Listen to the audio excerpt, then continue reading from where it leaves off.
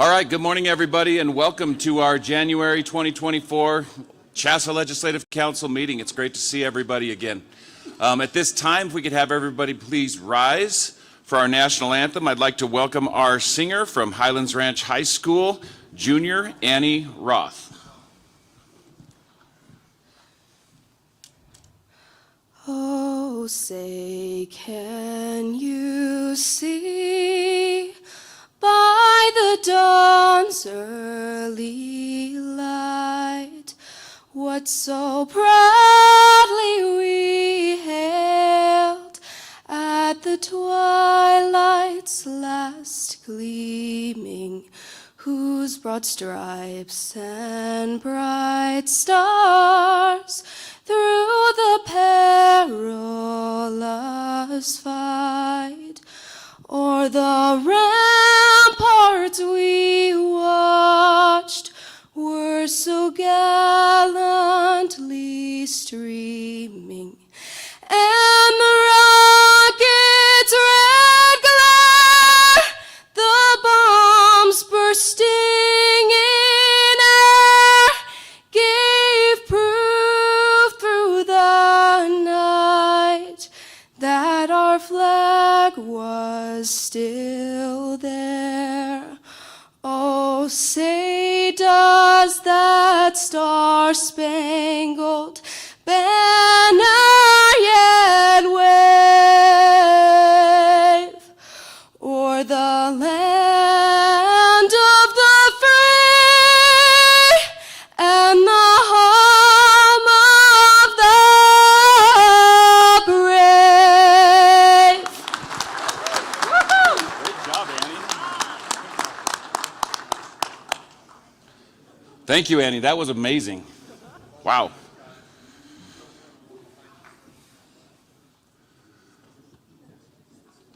All right, so again, I'd like to welcome everybody to the January Legislative Council meeting, or as I like to refer to it, the world's largest gathering of embroidered polo shirts, quarter zips, and jackets.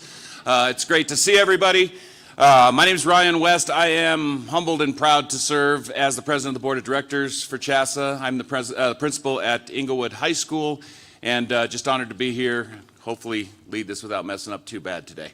I'd like to introduce those sitting up here at the table with me. CHSAA Associate Commissioner Bethany Brookins, our parliamentarian, the person that's going to keep everything flowing well today, from Cherry Creek High School, CHSAA Hall of Famer Marty Benham, and our president, or our distinguished commissioner, switch roles, Mike Kruger. So that's who's up here. If I could have Ryan Casey come up here real quick and walk you through the voting procedures. If you guys want to pull up the screen in front of you. Slightly different system this year than we've done in the past, but pretty much the same. Ryan's going to walk you through that because we have to start off the meeting with the vote. Thank you. So this next slide will say roll call. We're going to not do roll call in a minute. We are going to test vote, and this is to make sure everyone has the ability to log in. Of course, I need to turn responding on. And now you should be able to vote.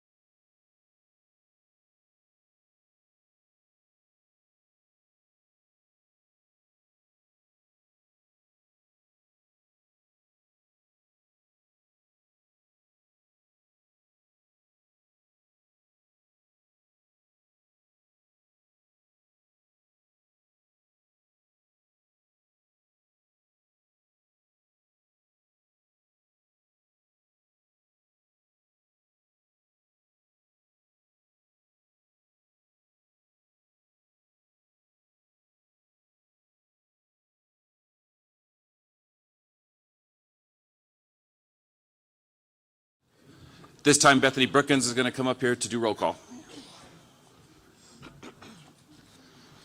All right, good morning, everybody. 5280 Lee, Kelly Presser. Arkansas Valley, Richard Hardgrove. Black Forest, Sammy Swinnis. Black Forest, Nathan Trice. Cada, Craig Denny. Okay, thank you. So Rob Johnson in place of Craig Denny. Cada, Leroy Lopez. Okay. Cada, Matt Heckel. Great. Casby, Teely Hempful. Great. Is there anyone else from Casby that has showed up? Oh, okay, great, thank you. Will Jones, thank you. Also, oh, I do have Will, great. And Katie, is Katie Harns here? Okay, so Katie, you and Teely, you guys actually have seats up here, up in the front row. So to summarize, from Casby, we have Teely, we have Will Jones, and we have Katie. Perfect. CHSAA, from Diana Chrisman. CHSAA, Chris Fielder. CHSAA, Wendy Burhansel. Thanks, Wendy. On to Centennial, Larry Bull. Centennial, Vince Orlando. Centennial, Wes Smock. Colorado, Ryan Weidman. CSML North, Bob Bentley. Colorado Springs Metro 5A, Andy Parks. Colorado Springs Metro 5A, John Schub. Colorado Springs Metro South, Matt Wilson. Confluence, Kurt Slaughter. Confluence, Mike Perez. Continental, Tom Brisky. Continental, Jill Schrader. Continental, Josh Stevenson. Denver, Casey Powell. That's Denver, Casey Powell. Denver, Aaron Ostubiel. Aaron. Denver, Kevin Benji. Fisher's Peak, Daryl Abeda. Foothills, Sean DePaula. Front Range, Eric Gustafson. Front Range, Dave Walk. Front Range, Tyler Zappia. Frontier, Rick Jacoby. Frontier, Nick Troop. High Plains, Manuel Gonzalez. Intermountain, Greg Jones. Jeffco, Patrick Simpson. Jeffco, Chris Ensminger. Jeffco, Mike Hughes. Longs Peak, Jeff Collins. Longs Peak, Lindsay Yost. Longs Peak, Ty Gordon. Lower Platte, Chris Roth. Lower Platte, Scott Dilley. Metropolitan, John Hill. Metropolitan, Ellie Kempf. Mile High, Colleen Ford. Yes? Okay, thanks, Colleen. Mile High, Jeff Susler. North Central, Rick Mont. NCAC, Sean Skribick. NCAC, Pete Scheck. NCAC, Eric Johnson. Patriot, Ryan Weirman. Patriot, Travis Steiner. Pikes Peak, Nick Baker. San Juan, Chris Murray. Santa Fe, Mark Lowther. Santa Fe, Matthew Addington. South Central, James Viho. Southern Peaks, Matt Lucero. Southern Peaks, Corey Rivas. Southwestern, Steve Witek. Tri-Peaks, Chris Medina. Tri-Peaks, Mike Pruzanowski. Union Pacific, Jake Trahern. West Central, Rick Bowman. Western Slope, Clark Kindler. Western Slope, Jeremy McCormick. Western Slope, Greg Hawkins. Western Slope, Danielle Campbell. YWKC, Connor Fiskus. So just to confirm that we are still missing Cada, Leroy Lopez. CHSAA, Diana Chrisman, and CHSAA, Chris Fielder. Confluence, Kurt Slaughter and Mike Perez. And Denver, Aaron Ostobiel. Is that correct? Okay, thank you.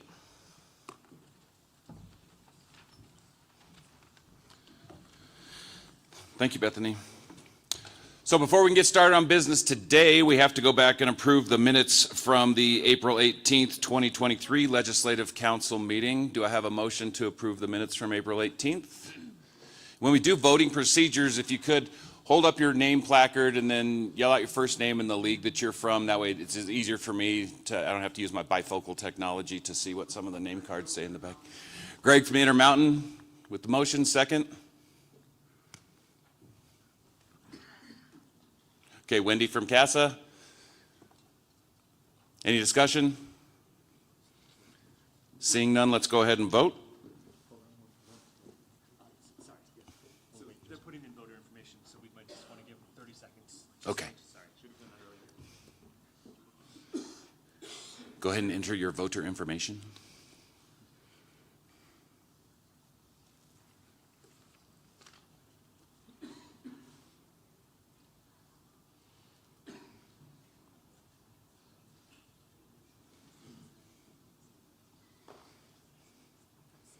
Does anybody need more time to complete the voter information? Are we good, Rye?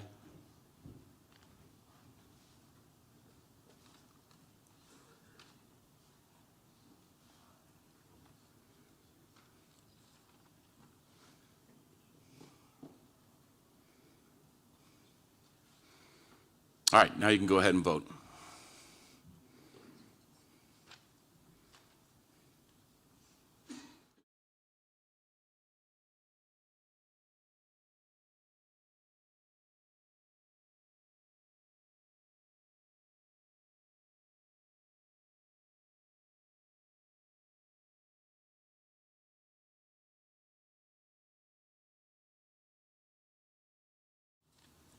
All right, moving on to section 2.0, President's Welcome. I just want to, again, thank you guys all for being here today. This is our second year now of having 2 legislative council meetings in the spring. That started last year, and really is a neat deal because it gives opportunities for member schools to have more voice, to have things happen in a more efficient and expeditious fashion, and it doesn't make for one long day. It makes for a couple of hopefully shorter days, and seemed to work really well last year, so I'm happy that we're continuing this format. A couple people I want to thank before we get rolling today. First and foremost, Kathy Lenz. She's truly the brains of this operation behind CHSAA, does all the organization, table placards, the agendas, sending out the invites, sending out the voter information, doing everything, helping Rashawn get everything ready for the banquet tonight as well. So thank you very much, Kathy, for everything that you do for us, not just for this event, but every day. Thank you, Kathy.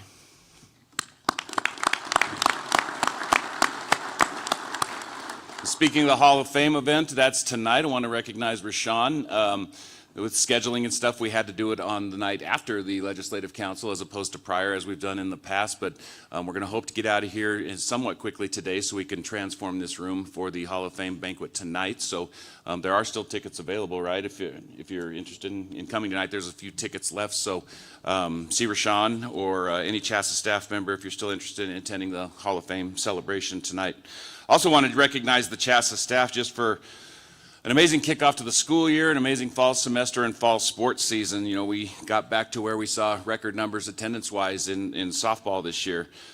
Kicked off a brand new tradition with the 4A and 5A high school football championships at Canvas Stadium at CSU in Fort Collins, which had the chance to be there personally, and the crowds were amazing. That was one of the concerns, I think, going into moving it out of the Denver metro area, but the crowds were great. Erie and Palmer Ridge and Columbine and Cherry Creek all represented very well in a nice intimate stadium. It was great to get students and student athletes on a college campus, and financially it was really, really good for our organization. Tremendous partnership beginning with Canvas Credit Union and Colorado State University, and we look forward to bringing the 3A championship game up there next year as well. So great job to Mike and to John and to everybody that had a part in getting that going. Also want to celebrate the fact with CHSAA that it's not just about athletics and activities, but truly being trailblazers and truly being forward thinking in what we do. And I specifically want to recognize Bethany and Jen for their work in putting together the Many Faces of Leadership conference back in September, the Women in Leadership conference that was just a celebration of women and in roles of leadership and being forward thinking and leading organizations and just being tremendous role models for other young women of all the great things that they can do. And it was a tremendously well attended event, well organized event, and it was just fantastic to see everybody in the room with that work. So Jen and Bethany and everybody that had anything to do with that, thank you.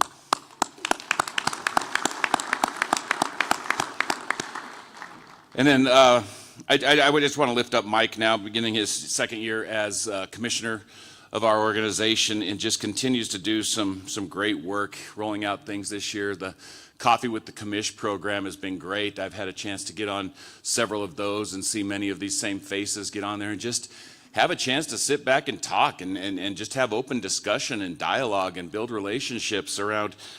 We talked about the Inside Out initiative on one of them. There was one dedicated completely to kids that are homeschooled and schools without programs and how that all works. And with so many new athletic directors coming on board in the last couple of years, it's just a great mix of brand new people and well-seasoned people. And it's just a great way to get that information out there and just have some great open dialogue. So Mike continues to lead. He's going to talk a little bit more, I think, about the Inside Out initiative that's coming up, but I'm looking forward to that role and coming down the role. And Mike, just thank you for everything you do to continue to lead the entire CHSAA staff.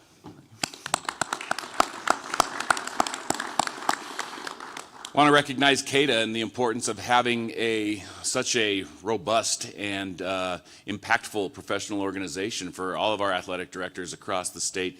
Having that voice to lobby at the legislative level, to dialogue and build relationships, to have a conference every year where we can grow professionally.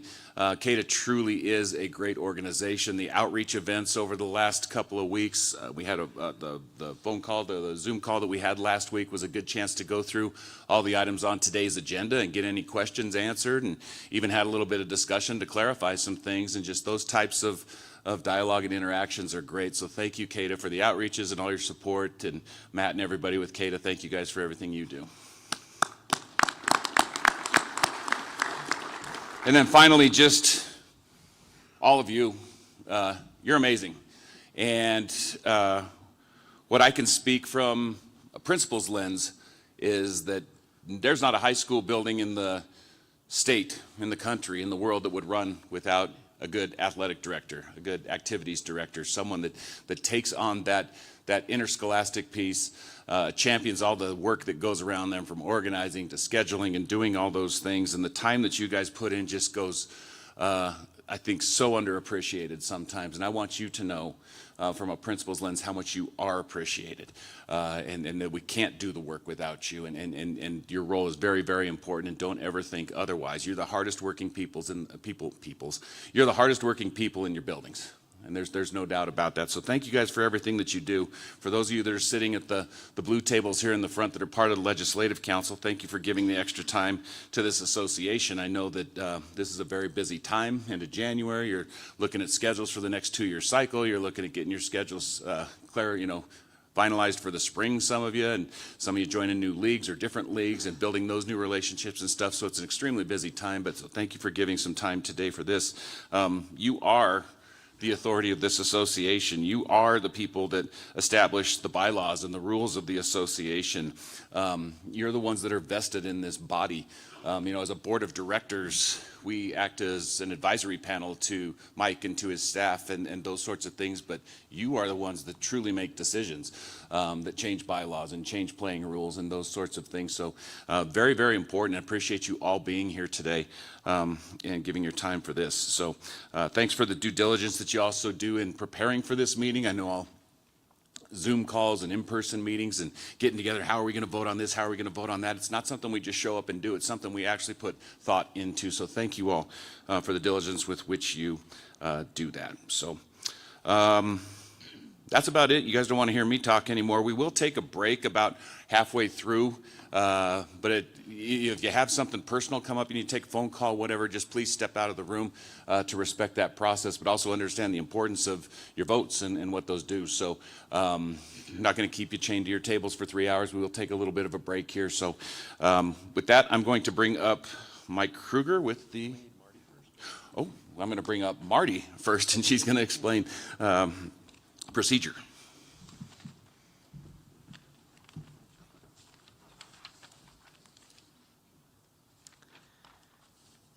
Good morning. Thank you for having me again. A couple of reminders. Do remember that you have rules of order that govern our proceedings today.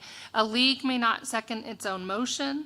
Please also remember that no member shall speak more than once to the same question without leave of the Legislative Council, unless he or she is the mover, proposer, or introducer of the matter, in which case he or she shall be permitted to speak in reply. And no member shall speak more than a total of 5 minutes on any question. And then only members of the Legislative Council, Board of Directors, or CHSAA staff can speak to an issue unless the speaker is recognized by one of the former and approved by the president. So we love to have our gallery here today and always want to keep our proceedings open, but please know that. And otherwise, I think we're in pretty good shape. Please know that your Legislative Council proposals, your administrative and athletic proposals come in the form of a motion, and they only require a second. And I look forward to all the great things we're going to do today. So please let me know if you have any questions.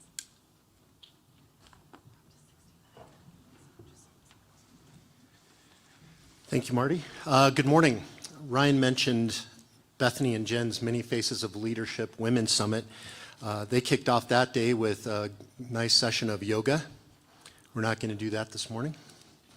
We tried that at the office, but I was on the IR for 3 weeks, so I'm glad to be getting off that, so no yoga this morning. Do want to welcome you, and thank you for being here this morning. Really, this is a day that we look forward to, as Ryan mentioned, you as Legislative Council members being the voice of the membership. So we're excited to have you here. Ryan did a great job of recognizing and thanking everyone, so I'm just going to, on his coattails here, I do want to start by acknowledging and thanking the staff of Douglas County School District and the Legacy Campus, Derek Cheney and the staff here. They have been amazing to work with, providing this space for us and really bending over backwards to make this a great event, and then hosting our Hall of Fame for the first time this evening. So would you join me in thanking the staff of Legacy Campus?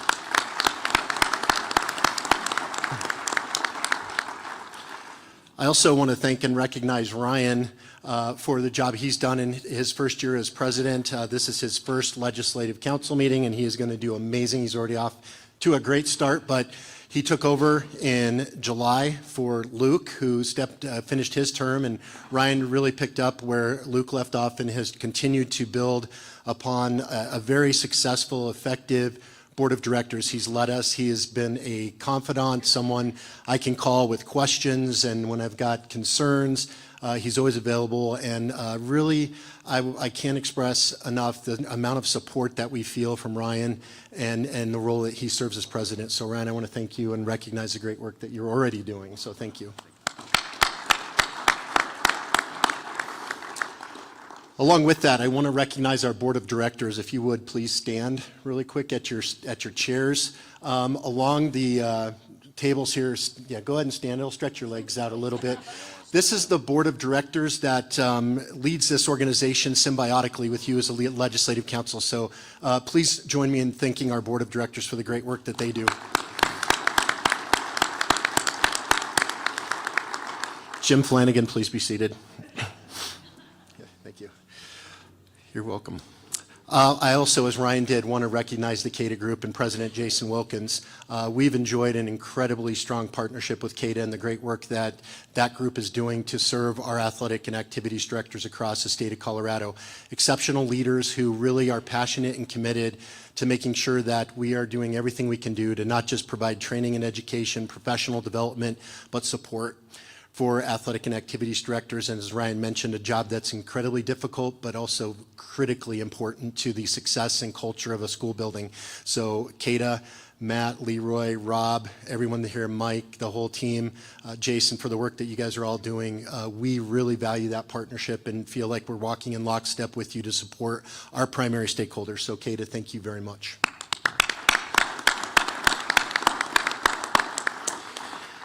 And of course, the team that I get to work with every day, CHSAA staff. Would you please also stand up, if you don't mind? Stretch your legs out. Rashawn, lead us in standing. This group is absolutely amazing. The most passionate, dedicated group of servant leaders that I've had the privilege of working with. They're phenomenal, caring, empathetic, and really embrace the role that we play in serving this membership. So CHSAA staff, I just want to thank you from the bottom of my heart for all the work that you do every single day and the passion and commitment that you throw into that work. So thank you.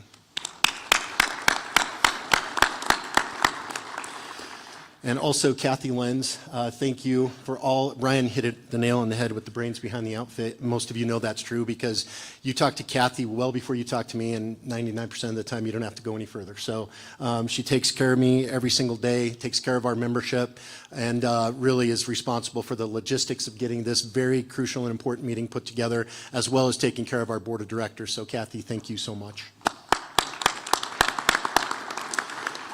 All right, you're going to think I'm winning an award like we're going to recognize this evening. So just a few comments for you, and I told Ryan earlier this week, I said I really don't have a ton I want to share, but then if you give me an hour and a keyboard, I can definitely get to work. So I do have a few things I want to share with you. We will take a break halfway between my comments, but that's a joke, Ryan. Okay, first of all, Ryan mentioned Inside Out Initiative. Real quick, I hope that you have seen the advertisements and the information on that coming February 5th, next week on Monday. We're really excited about bringing Joe and Jody back to Colorado.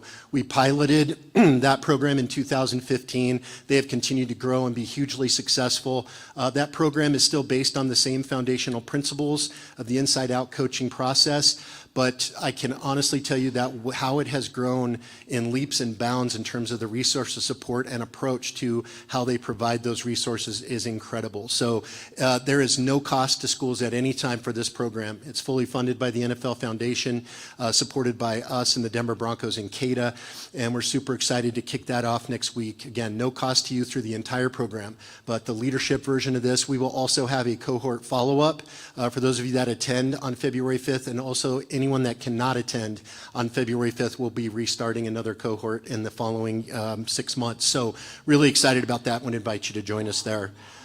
As Ryan mentioned, our Hall of Fame this evening, and I'm really looking forward to that and the work that Rashawn and Nikki have put in. But I know today during this legislative meeting, we'll spend a majority of our time focusing on the future, where CHSAA is headed, and you'll make a number of important decisions that will influence that path.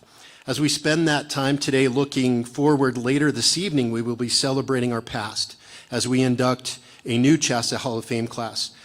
We will be celebrating and recognizing the accomplishments of deserving leaders that shared our same purpose, the reason we're here today. They worked towards similar goals and impacted countless lives the same way that you do every single day. It's easy in our fast-paced lives to get caught up in the whirlwind of the present and the promises of the future. However, it's crucial that we pause, acknowledge, and appreciate the profound lessons that the past has to offer. To learn from these lessons and to recognize the accomplishments of the individuals that laid the foundation for the work that we're committed to completing today. The experiences of those who came before us provide us with a treasure trove of wisdom, offering insights that can guide our decisions and actions like the ones that we will make today. We're afforded more than just a chance to embrace these lessons and celebrate these individuals. We have a responsibility to do so. I want to encourage each of you to see the Hall of Fame as more than an event, but to see it, more importantly, as an opportunity. In valuing the past, we bridge the gap between generations, fostering a sense of continuity and connection for our organization. The truth is that just as we're indebted in value the past, each of you in this room play a role in shaping the narrative for those who will come after us. Our actions today, inspired by the lessons and leaders of yesterday, become the building blocks of a legacy that future generations will inherit. I look forward to joining you for this special evening, and thank you for supporting and understanding the value that it brings to our CHSAA family. I would really encourage you to be part of that Hall of Fame event, see it as an opportunity and a very important hallmark event for our organization. With that said, I wanted to provide, so Rashawn, thank you, and it's going to be a great event here this evening. I do have a few CHSAA updates I want to run by you, only 8 pages of those, so, but I'll try to be quick. I'm just kidding, it's only 7 pages. The CLOC task force continues to meet, and their work has made great strides in the past 8 months. The work this group has done is impressive and approached with a broad perspective that is both balanced and judicious. The task force is at a place where they feel it's a good place to elicit feedback and insights from the membership. I'm excited to tell you that every member school will be receiving a survey in the coming weeks that will continue to inform the work of this important group. It will also inform you as to some of the more foundational considerations that have been the deep focus of this team of leaders as we look to change, upgrade, update our process for the way we classify our programs. So I want to thank that task force.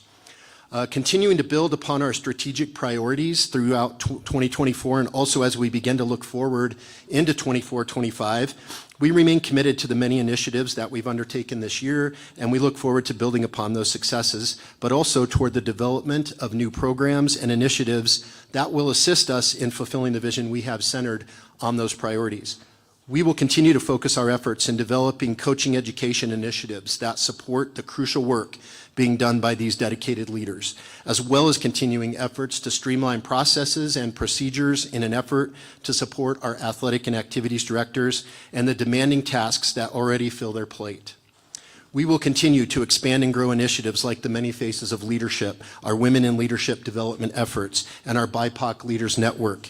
We remain fully committed to our efforts to embrace the diversity that brings strength, not just to our organization, but to our society and to our world. We will continue our efforts to support, develop, and build upon the resources, education, and policies that address the challenges we face with sporting behavior and game management. We all share in the responsibility, and we understand all too well the difficulties that we face. We also understand that our best answers lie in shared solutions and shared commitment to meeting this challenge. And lastly, relative to our strategic priorities, we remain dedicated to continued efforts in expanding communication avenues and connecting with our membership. We look forward to finding new and effective ways to tell our CHSAA story, as well as exploring useful ways to apprise our member schools of critical information. I want to recognize the great work that has been accomplished by the staff and especially our communications department toward these efforts. Much has been accomplished, but we remain committed to this as a priority item. I am excited to also share an opportunity that we will be embracing as a staff and an opportunity from which I feel we can grow and learn. Later this spring, Assistant Commissioner Michael Book will be relocating to the Western Slope. Mike and his family approached me last year to discuss this proposed change for his family and what this would mean for his role and employment for CHSAA.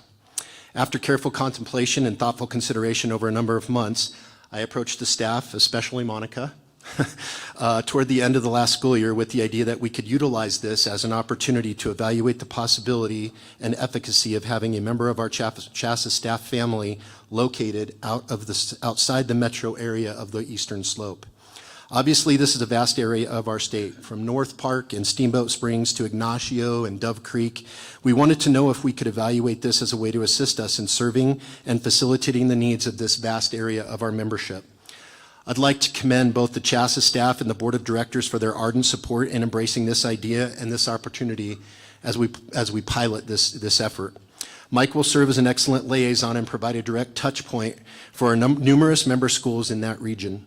It is important to note that although Mike will be in the neighborhood, the staff wanted to be sure that I convey that as a whole, we will not only maintain but continue to build upon all our relationships with our member schools, including those in the West, as well as every member school, no matter the zip code or area code.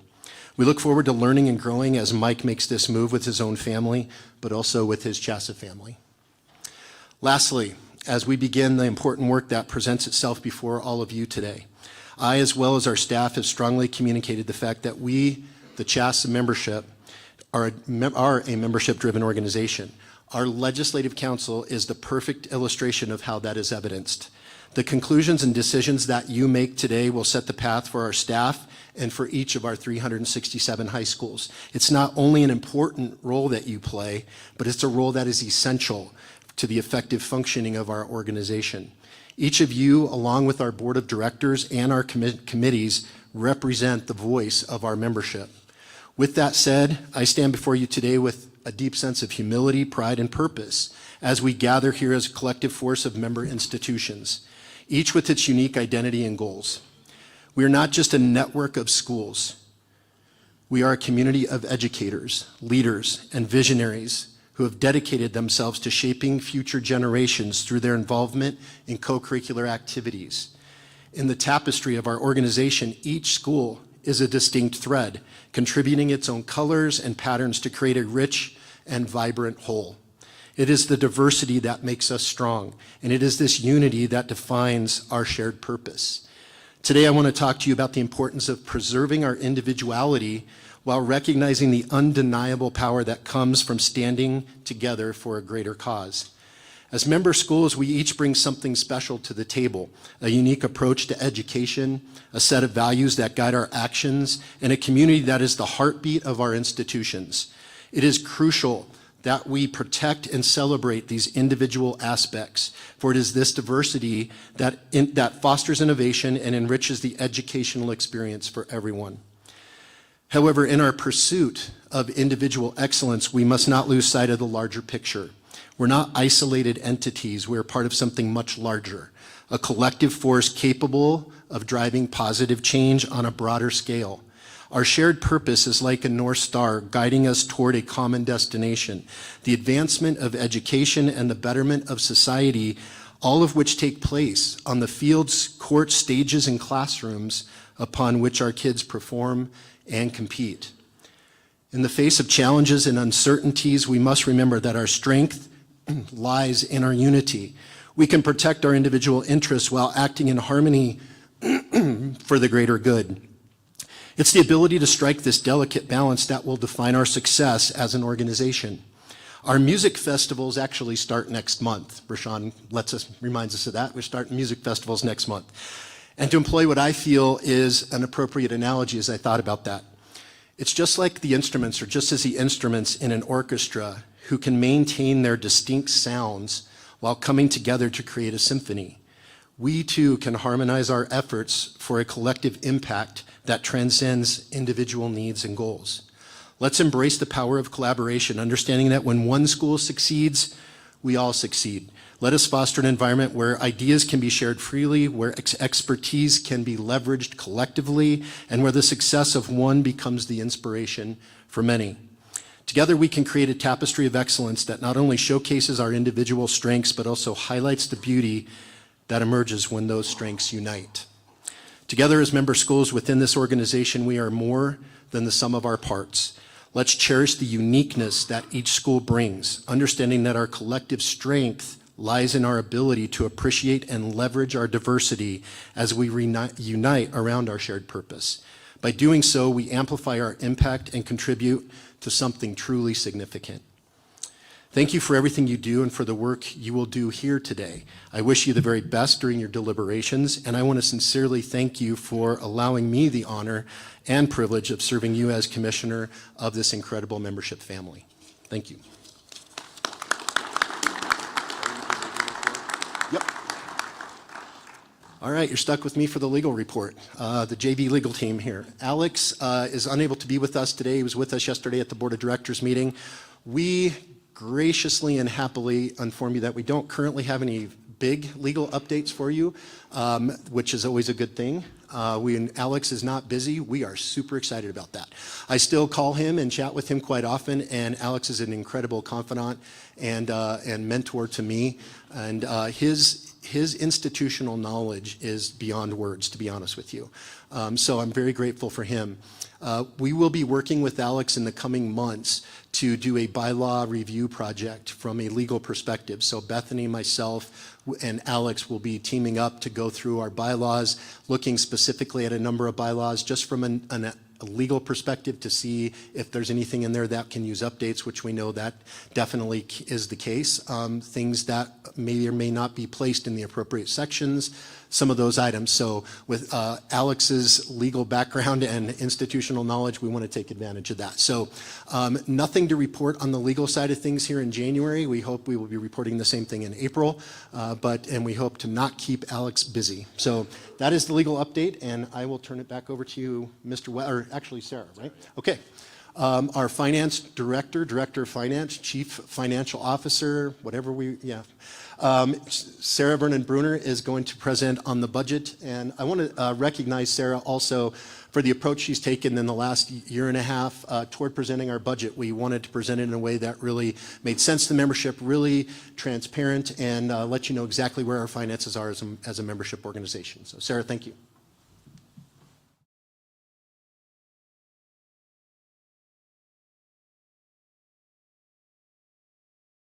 Morning. As Mike said, we want to be as transparent as we can about our financials, so we're going to bring you all up to speed. So I was last here in April at the Legislative Council updating you with where we were in 2023, and as you can see on here, the blue is the revenue, the red is the expenses, and the green is the net income. And as we look at our recent history, we went through the pandemic, we had some tough financial years, and now we are rebounding back from those years, so that is great to see. Last year, we had about $6.5 million in revenue, 5.8 in expenses, so leaving us with a very solid net income. We were very fortunate. We got some tax credits from the CARES Act. We had some grant money from the Coliseum, so ended up a little bit better off than we were anticipating. We're projecting another similar solid year that I will dig into this year. So we want to also update you on another area where we're still rebounding, which is our reserves. And when I say reserves, I'm talking about money that CHSAA has in low-risk investments that are not used as operating cash flow for the business. So it really provides a security blanket for the association. It's what has helped us get through this 100 years that we've been around. So it's important to us to build that back up. As you can see in that dip there, during the pandemic years and when we had to pay out a settlement, it dropped about $1.15 million. So we have the goal of bringing that back up. Last year, due to our strong results, we were able to add $850,000 back into those reserves. We have about $700,000 to go to build back up to our goal. We want to be here for the long term and keep building on that. So now I want to update you on where we are through this year. We've made it through the fall season, so 1/3 of the way through.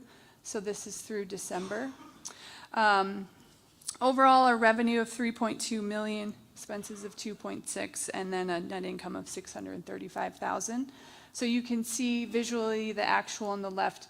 We're a little bit higher than where we budgeted in most areas, including expenses, and over last year as well. All right. Digging deeper into that, really the reason we're up a little bit this year is because of our fall state tournaments. Looking at sports and activities, one big change that Ryan already talked about is that the 4A and 5A football championships were at Canvas Stadium this year. CHSAA was able to take in that ticket revenue, which is different than how it was at Empower Field. And we had some good ticket sales, so that led to that increase, as well as our football playoff revenue. Last year it was down significantly. This year it was up, so that's one of the variable things that comes with those tournament and playoff finances.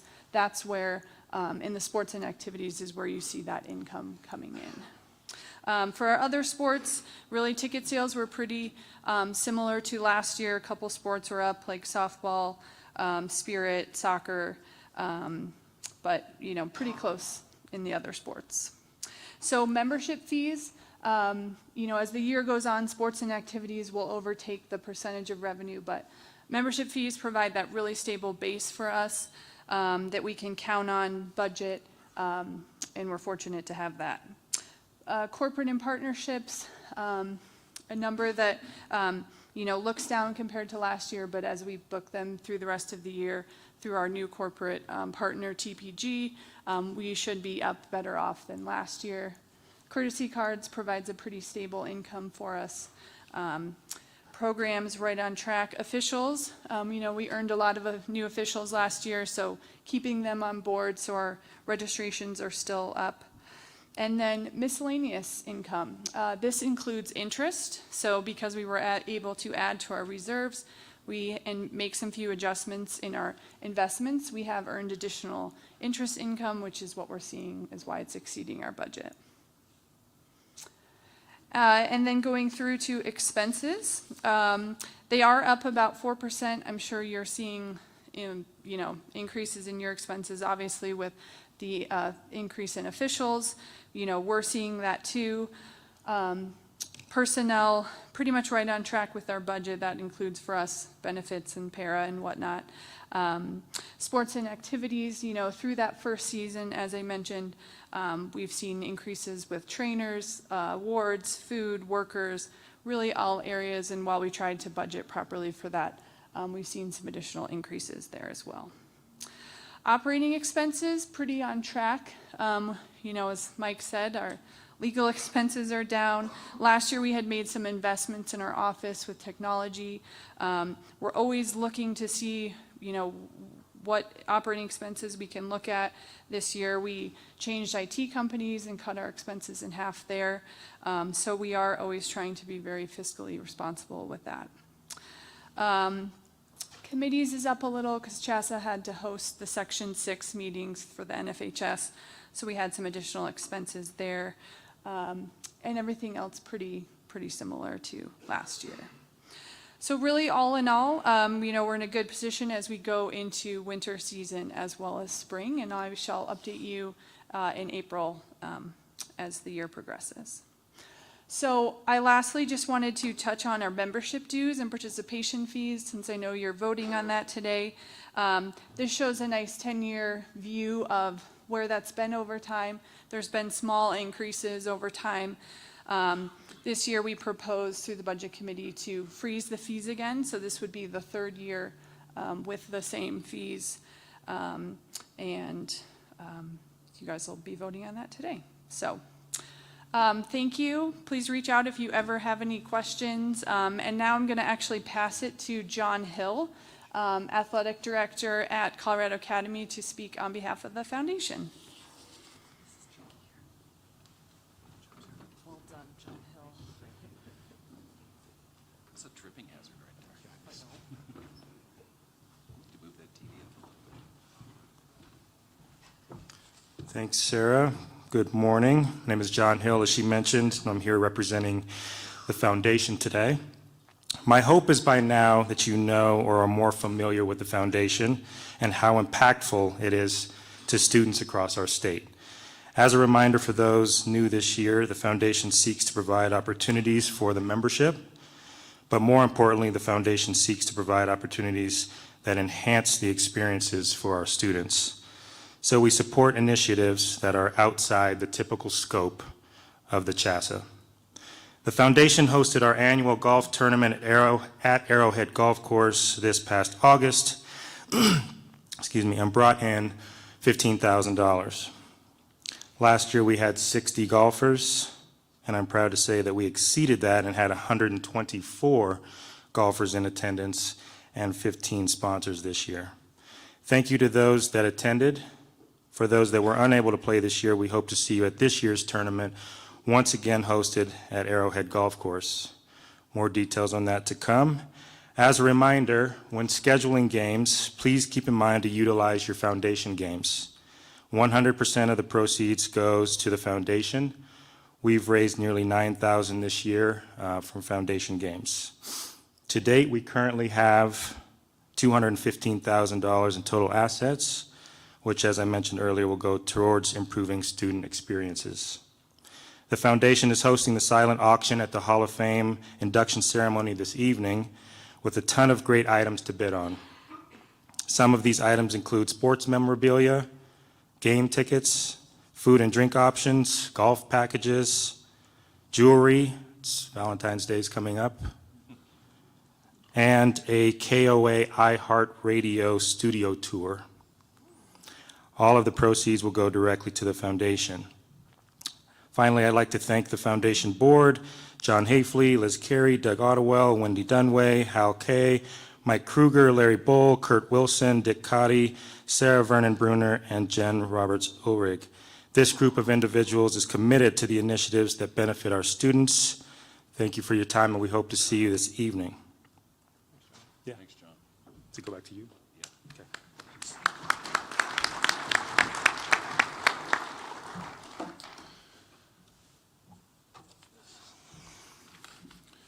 All right, meat and potatoes time. Here we go. Before we get started on the constitutional proposals, we do need to approve the finance report. So, do we? Yes? No? No. No? Never mind. All right, let's Let's jump right into item 3.1, our constitutional proposals. These two proposals will require a two-third majority to pass. So constitutional proposal 1, Board of Directors at-large members. Do I have a motion? It's already a motion? Okay, just need a second. All right, Travis, Patriot League with a second. Mr. Kruger? Oh, I gotta move. You're good. This constitutional amendment is clerical in nature to align with the decisions that the board made last summer. And what the board did was to add permanently to the Board of Directors the third at-large member seat. Previously, there was 3 seats, but only 2 people would sit on those and rotate. And so we had a section, regions, districts in our state that were not represented by an at-large member. So with that being said, this is a constitutional amendment to align with that decision. You're not, the board is empowered with the decision to make changes to that board, so that was their decision. We just want to make sure that the language in our bylaws reflect that decision. That's for Constitutional 1 and Constitutional Amendment 2 are both in that same vein. So just to align, they're clerical to align with the decision the board made to add that at-large member, which we're thought that was a great decision by the board. So thank you.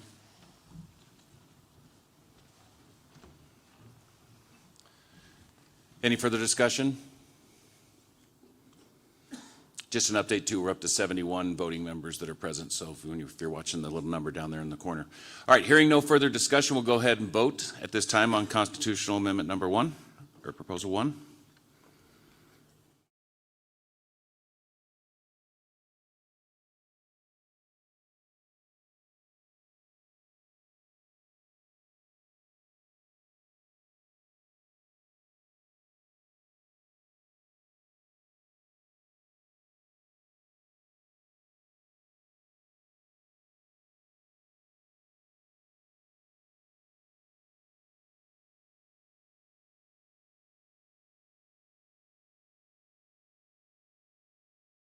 Presentation. Do we have a second? John, Colorado Springs Metro. Any discussion? Seeing none, let's go ahead and vote.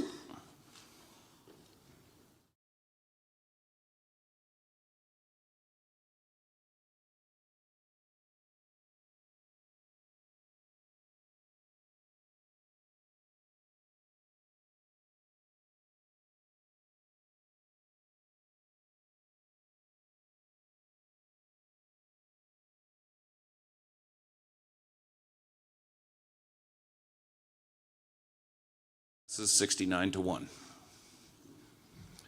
Moving on to administrative proposals, just a note that 4 of the proposals, all of them involving esports, so admin 1 or admin 2, admin 3, admin 5, and admin 7 have all been pulled off the agenda by the board of directors. So that puts us at admin 1, coach and rules meeting. Do we have a motion?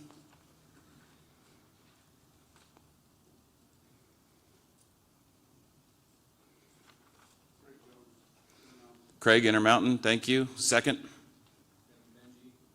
Kevin, DPS, or Denver, sorry. Any discussion? Seeing none, let's go ahead and vote.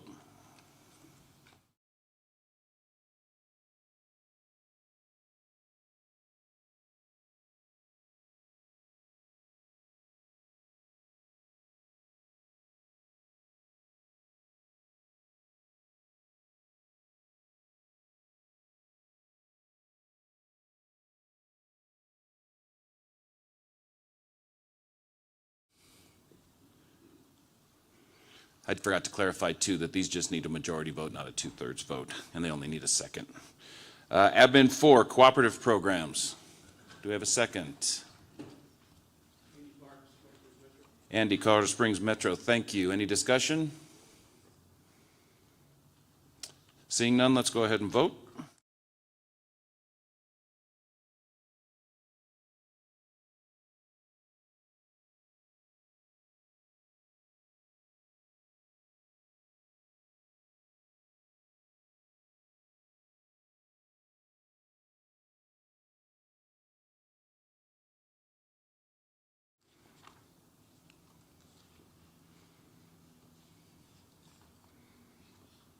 That passes 69-1. Admin 6, international students.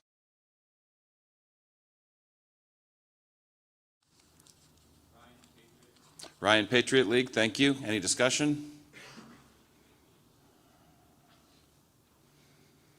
Seeing none, let's go ahead and vote.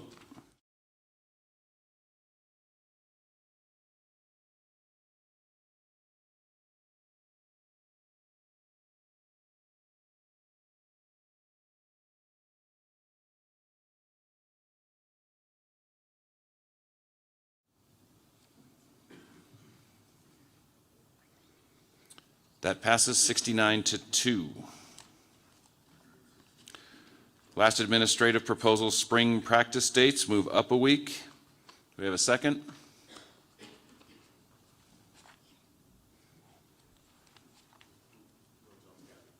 Will Casby, any discussion? Seeing none, let's go ahead and vote.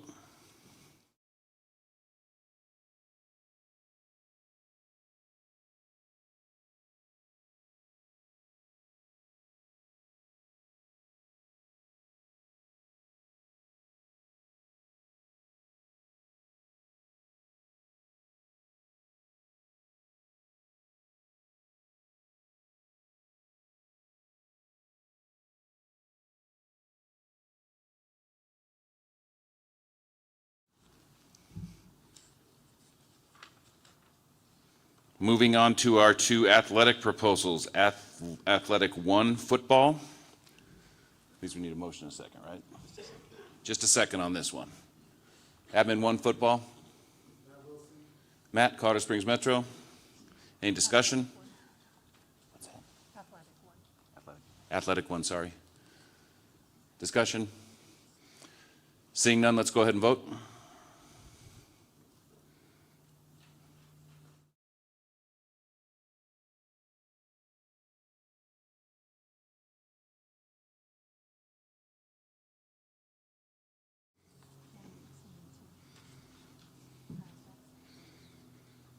We're now up to 72 voters, vote 71-1, that passes. Athletic proposal 2, volleyball. Do we have a second? I don't know, Ryan came over and told us we have 72. What's his name again? Kurt, Confluence League, thank you. Any discussion? Seeing none, let's go ahead and vote.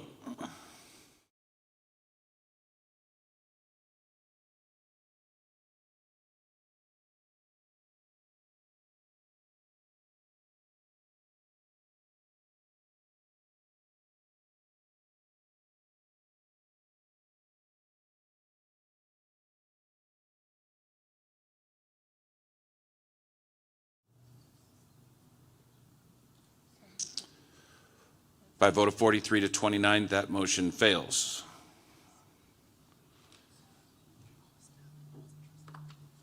Are we still doing the esports eligibility one? Yes. Okay. 3.4, activity proposals. The one esports one we still have on there. This is esports eligibility. Do we have a second?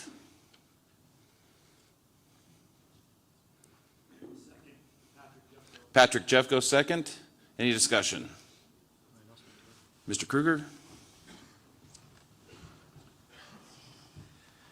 This is a proposal that's coming to you today from the Esports Community Committee through the Board of Directors, and this is the actual amendment to the bylaws. This activity amendment will change the bylaws.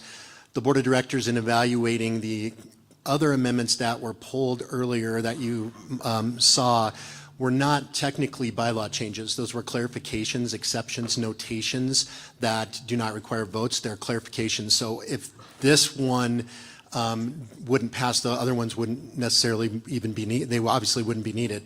This is the one that fundamentally addresses that from the esports committee as well as that community in our board that says if we're providing a state championship in an event or in a program that there is some eligibility standards around that program. That was a desire coming from the community. I know a number of member schools as well. So this activity amendment would be the fundamental change in the bylaw. Should this pass, the staff and the board will go back to looking at those clarifications, placing them into Article 48, where the clarity will be there for the athletic directors and those that are using our bylaws. Does that make sense? Those were just things like the regain date and coach ejection. Those things, those become applicable if this activity bylaw passes. If it passes, we'll go back and look at how can we clarify how those things are handled. If there is anything that does require a change in the bylaw, that would be brought back before this committee. But right now, we don't see that as what is happening. This is the actual change in the bylaw to put structure around esports as an activity. There's also a clerical change we wanted to point out. So if you look at activity 1 here, if you'll look at 4810, it will change the word sport to activity. So esports will follow all applicable athletic bylaws with the exception of the athletic physical requirements, season start dates, and number of seasons of activity allowed. So that is the editorial by the board, and as the maker of the motion, they're allowed to make a clerical change there. So it will not say sport there. This will be found in Article 48 under the activity section. Any questions? Rashawn, we good there? Okay.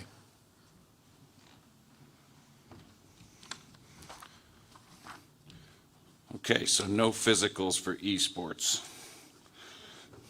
Any further discussion? Hearing none, let's go ahead and vote.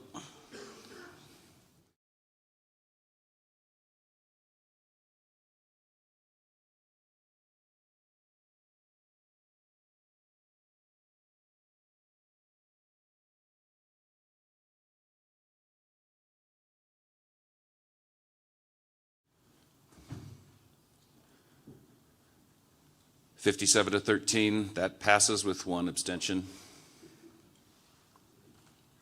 I think before we move into item 4.0, which is the balance of our morning and the part that will probably take up our time, this might be a good time to take a quick break. Anybody needs to use the restroom, get a refill on your drink, get something to eat. Let's use that digital clock there in the back that currently says 9:32, and let's be ready to go at 9:45. So that gives you 13 minutes. See everybody back here at 9:45. You're awesome.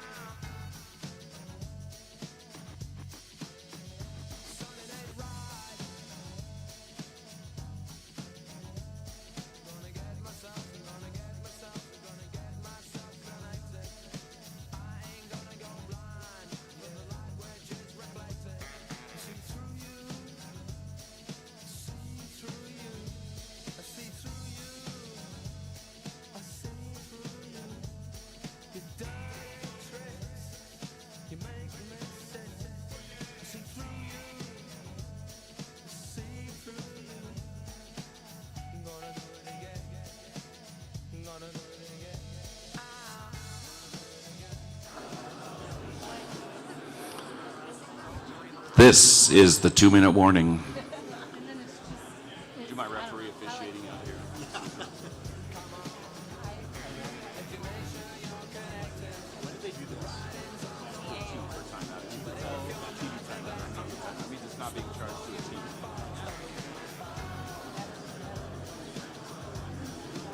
The high school mechanic for that used to be they would do this and then they go a teamer.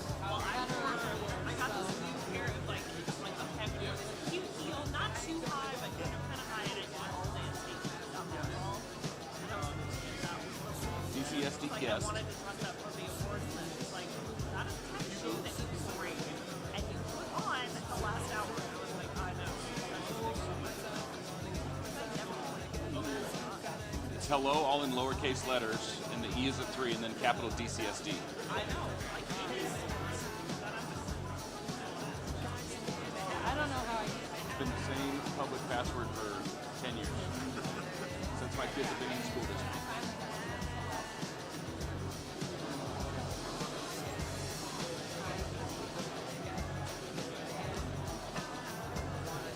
Like a thin.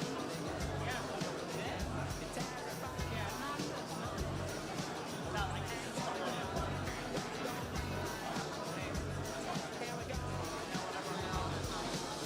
What do we have to do for Joe Brown? now we're like a. Yeah, 100%. So the Granite Peaks League comes forward, and then do we vote on that? Oh, okay. Okay.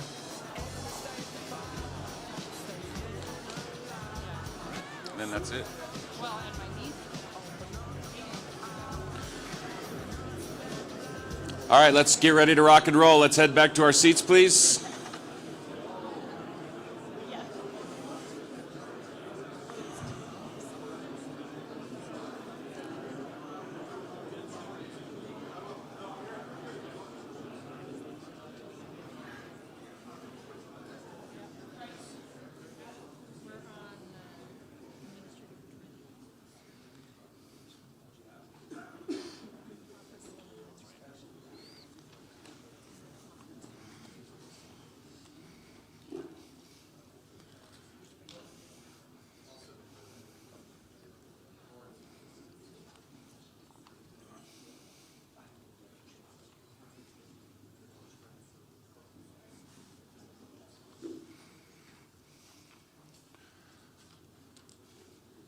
All right, item 4.0, these are our action items, our committee reports. The person presenting these reports will come up here to the podium, talk about their committee report, and then conclude with the motion to adopt the report. So all we will need from the Legislative Council members at that point is a second, and then all of these require a majority vote. So we'll start off with CR1, Budget Property Administration. Rick Mott.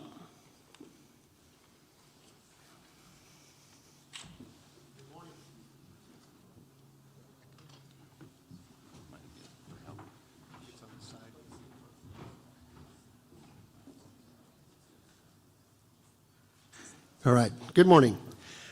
First of all, would really like to thank Sarah and all that she does with our committee and for CHSAA, so we appreciate her. Also want to thank the committee. It's always interesting as they zoom in or people come into Denver and we get to meet and see what's going on around the state, and really appreciate all that they've done in this with our group here too.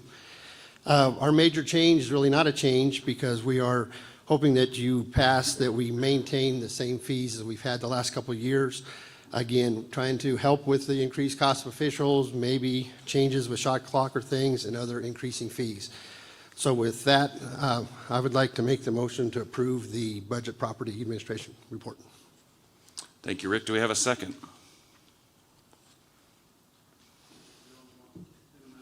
Craig, Intermountain League. Thank you. Any further discussion? Seeing none, let's go ahead and vote.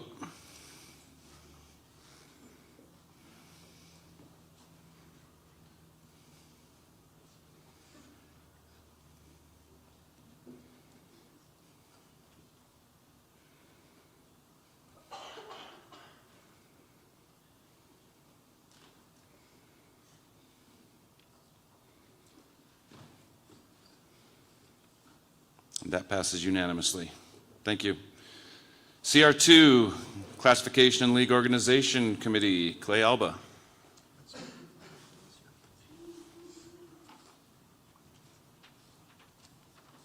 I know you've all been waiting for this tantalizing clocked report today, so thank you for sticking around. I do want to thank Mike. I want to thank all the assistant commissioners. Clock is such a fun group. Yes. And I just want to thank your support. I also want to thank the clock committee members. You know, about every 2 years is when we have those really hard meetings. So I appreciate the time you give. And I also want to thank those who are serving on that clock task force, just trying to come up with a different way of looking to classify schools and provide some equity across the system. So with this report, we do have some major changes. We approved 4 schools moving from preliminary to probationary membership, and you can see those in the report. And we believe they had met those probationary benchmarks to move into that position for the 24-26 cycles. And really, all that, we didn't have any other appeals at this time. So unless there are questions, I recommend that ask for a motion to approve the report as submitted. Thank you, Clay. Do we have a second? Thank you, Jill. Schrader? Jill, thank you. Any further discussion? Seeing none, let's go ahead and vote.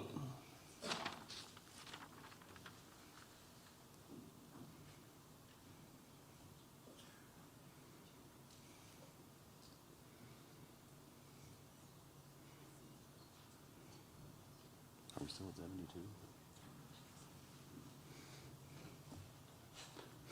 There we go. That passes unanimously, 72-0.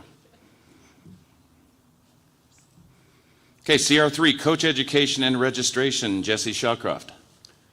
Good morning, thank you. I also wish to express my appreciation for the members of the committee and John Sullivan. He's been really great to work with and trying to streamline some things with coaches registration and education, so we appreciate that. We have 3 major changes that we'd like to work on this year. One is we recommend doing a refresher course for the concussion rather than having the coaches go through the same old thing every year. We want to update that and make that a little more streamlined. Second, we recommend all coaches be required to watch the rules meeting, including assistants. And third, we want to rewrite the CHSAA bylaws test. We found that many of the items on that test focus on what us as athletic directors should know and not necessarily what coaches should know. So we want to make that adjustment in there as well. So with that, I make a motion to approve the Coaching Education and Registration Committee report. Thank you, Jesse. Do we have a second? Okay, Mike Tri-Peaks, thank you. Any further discussion? Seeing none, let's vote.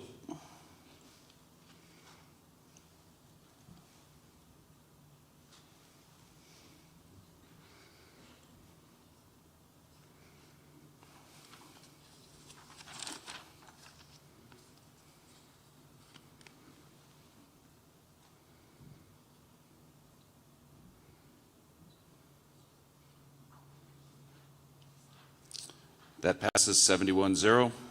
Thank you. CR5, Esports, Sean Collins.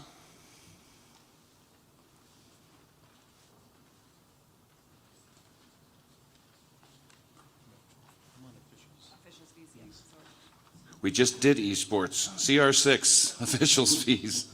Eric Johnson.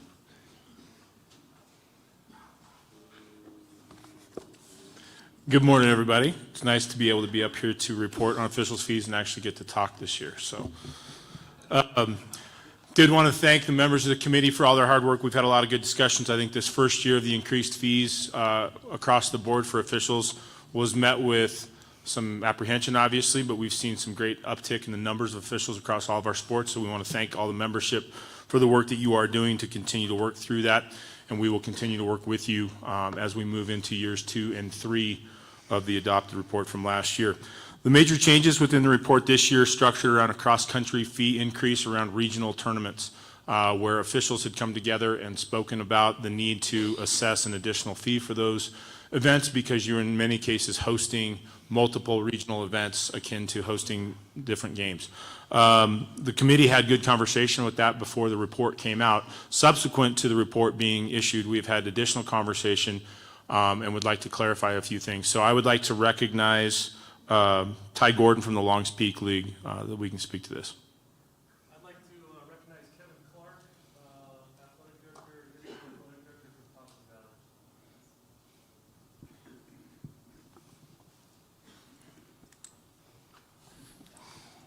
Valley. Nice, Ryan.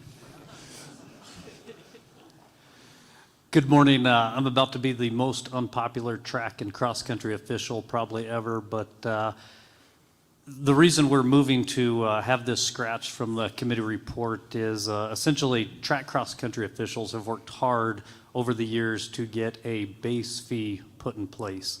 Track and cross-country officials, in the past, it was very subjective when it just say cross-country $43.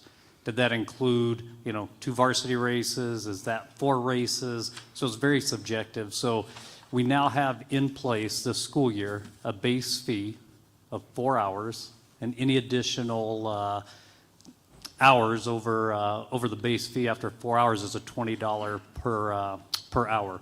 So next year it's going to be $90 for the base fee for up to 4 hours of work. So essentially, what was coming out of the committee report would be if I were to go work a regional like I did this year that had a 3A and 4A classification, essentially it'd be about 2 hours worth of work, which is again what we do at most cross-country meets. We do a boys-girls varsity race, boys-girls JV race. About 2 hours, we get our base fee, we're good. If this were to pass, I would receive 2 base fees. So essentially next year I'd receive $180 for less than 2 hours of work.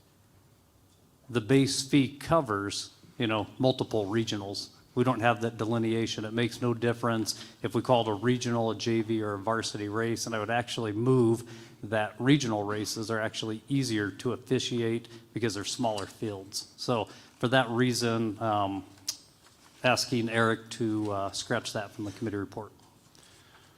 Subsequent to Kevin's conversation with those officials groups, along with Commissioner Book, the Officials Fees Committee would be in support of removing this letter A item out of the change to the Officials Fee Report at this time. I don't know if we need a motion for that or what we have to do. So we have a motion to amend the report as presented.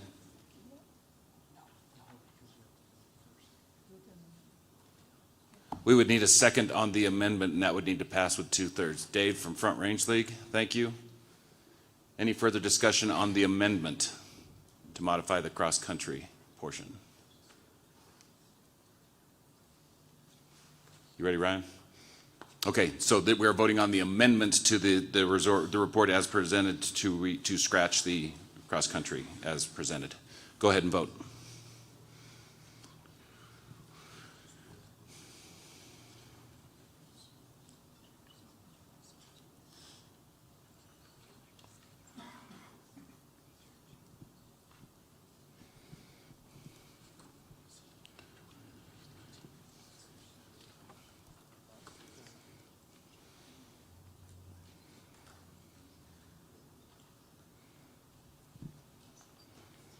Okay, so the amendment passes 71-0. So before I ask for the adoption of the committee report, again, I'd just like to thank all of the members of that committee, along with Mike Book, Monica Tillman. We are aware and understand the financial impact that this particular group has had to the leagues and schools over the last couple of years, and again, are working to try to be as sensitive to both the needs of the schools as well as our officials. So we appreciate all the work of the pertinence on that. And that said, I now move for the adoption of the amended Officials Fees Committee report as presented to the Legislative Council. Thank you. We would need a second to vote on the officials report as amended. Leroy Cada, any further discussion? Go ahead and vote.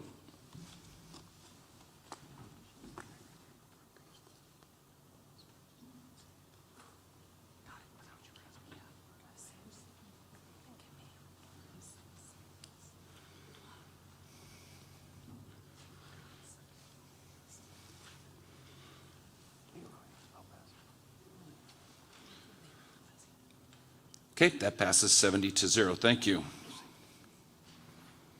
Tournament. Did I miss something?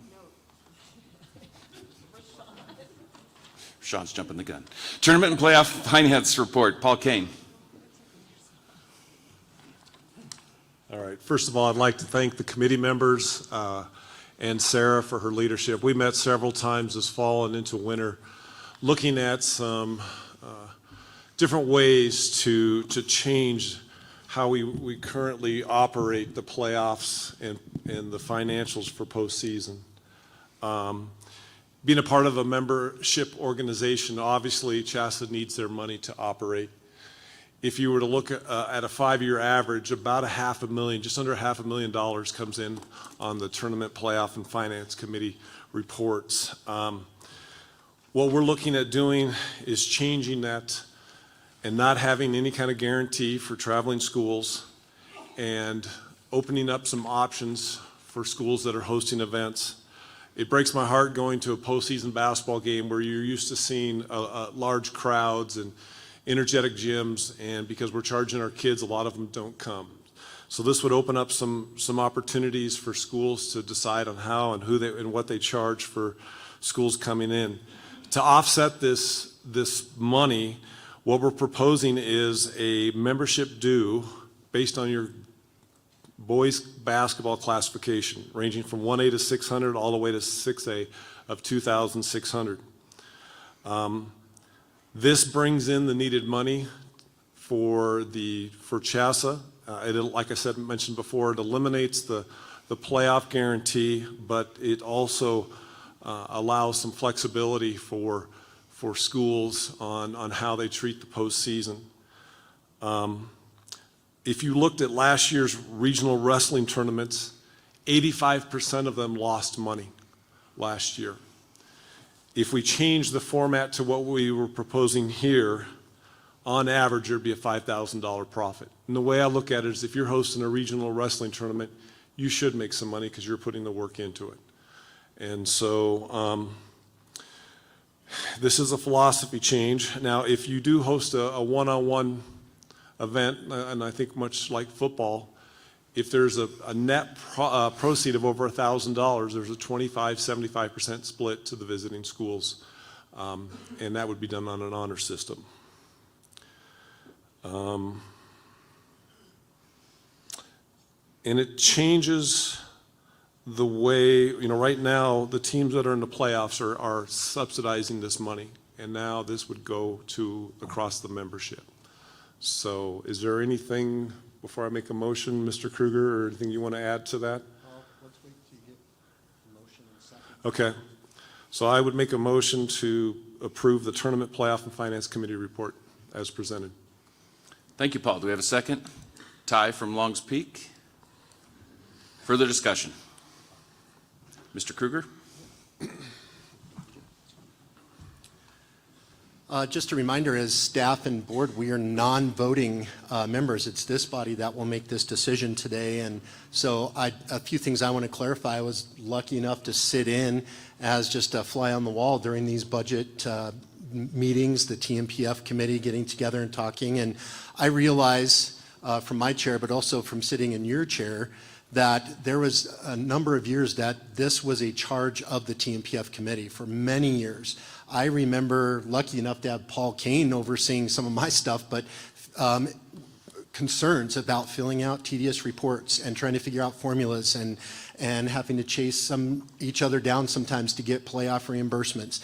This was a challenge that the membership presented to the TMPF committee. The TMPF committee this year decided to tackle that challenge.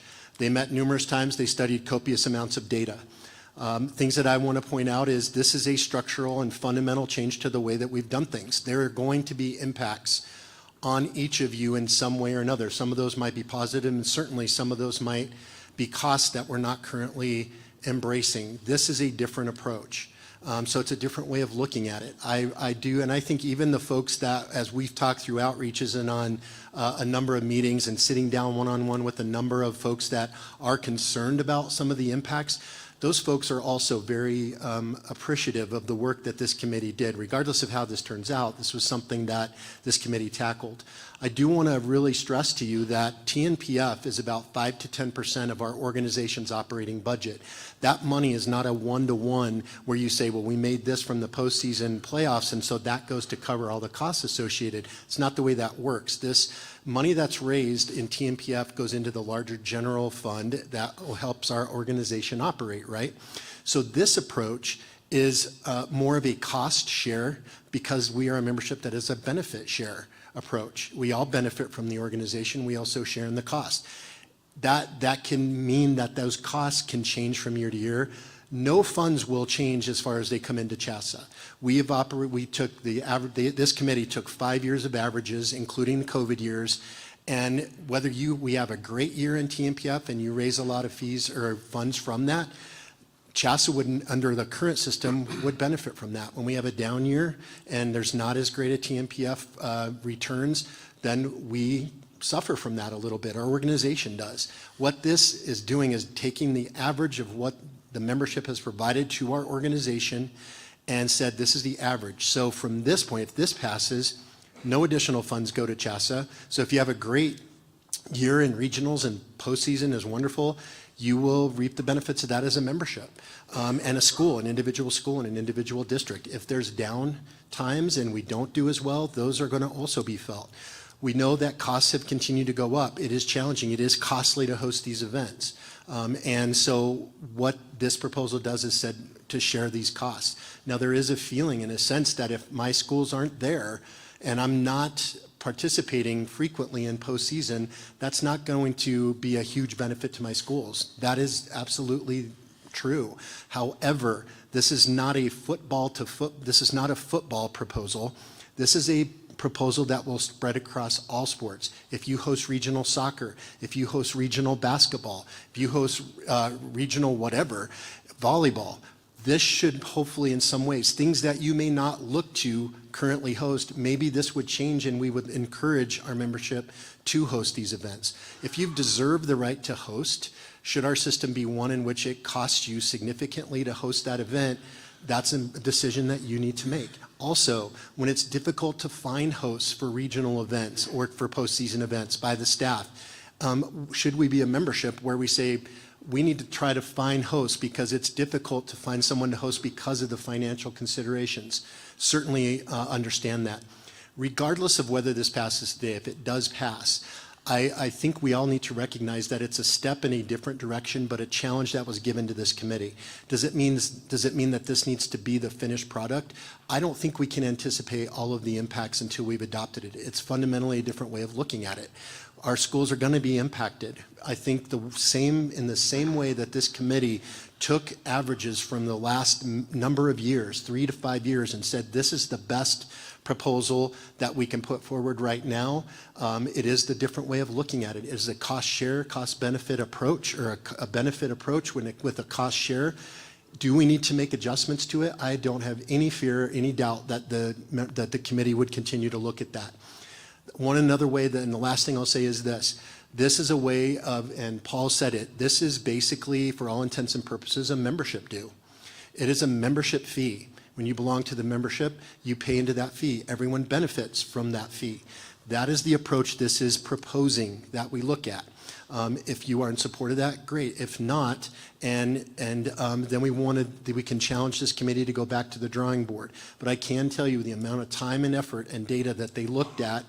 This is one that I know they feel confident about, and we have a number of representatives from small schools to big schools to rural to urban to the metro to the Eastern Plains to the Southwest corner. There's representatives on this committee to try to represent all of us. I understand there's no way to tell for all 367 of our high schools how this is going to impact you. But I feel confident in the work of Paul and Sarah and this committee to say if it ends up and this is not what we want, we retain the right to come back to this body and say we need to continue to make adjustments. Paul, thank you. Yeah, there's one other thing I'd like to mention. That we did look at a per sport fee, but we didn't feel that it would be equitable or fair if an 8-man program at Plateau Valley was paying the same fee as a 5A football school like Cherry Creek. So we tried to come up with ways that if you're a smaller school, you're not paying as much. Is this a perfect plan? No, but we just feel this was moving in the right direction.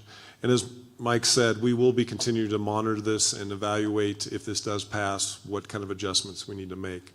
Sarah, I don't know if there's anything else you wanted to add? Nope, okay, thank you.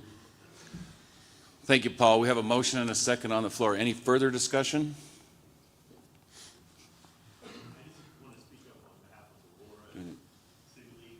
Hold on, let's get your microphone here.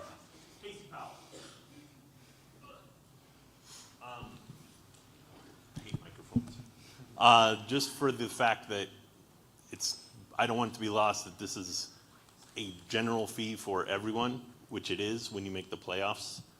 And this is a gate fee that is taken from the money that is revenued from the gate to create that. And that's why it is unstable. This will create a absolute stable function for CHSAA, but it'll completely flip my budget personally upside down for the way I hold my budget. Because I don't get that revenue. My schools don't regularly make the playoffs. So to say I'm gonna get that gate fee back is not true. But to say that schools are losing money wasn't really money you had to begin with, right? Like they're balancing out Sarah's balancing out the amount of gate you come in, the amount you give back to CHSAA after all your other expenses. That's how it should be. So if it is for the general population, then when we all make the playoffs, because that's what they're here for, we will all be feeding into that at some point. Thank you, Casey. Any further discussion? I'd like to recognize Chad? Chad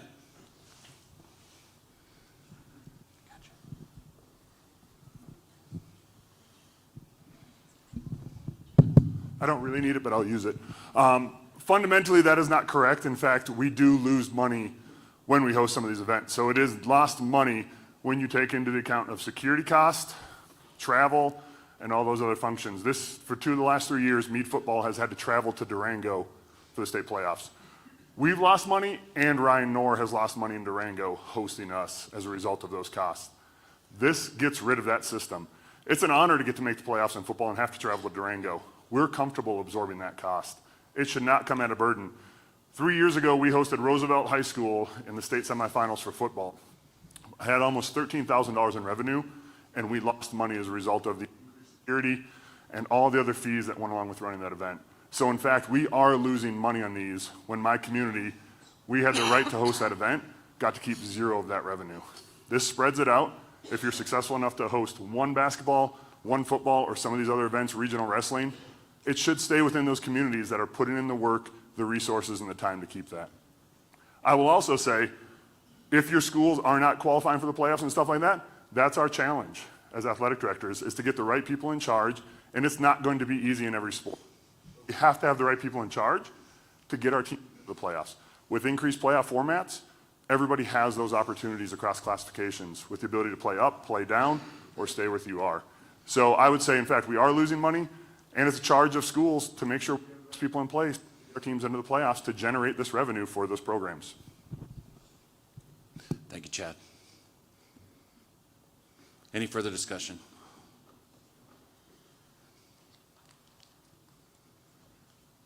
Okay, seeing none, let's go ahead. Right here. Sorry. Thanks. Kevin Benji, Denver. Thanks to the committee. I know this has been a long time coming, and there's been a lot of conversations, so we do appreciate the efforts. To the point about losing money, we ran the models in Denver with our current structure. We lost $2,000 over the last 2 months in postseason activities.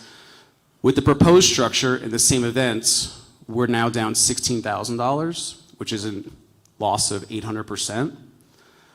So philosophically, this is not a financial structure that we can get behind at this time. I think this is a step in the right direction. There's components that we can all agree with, but I think this, for us, is a no vote, and we hope that we could bring it back in April with some adjustments. Thank you. Thank you, Kevin. Any further discussion?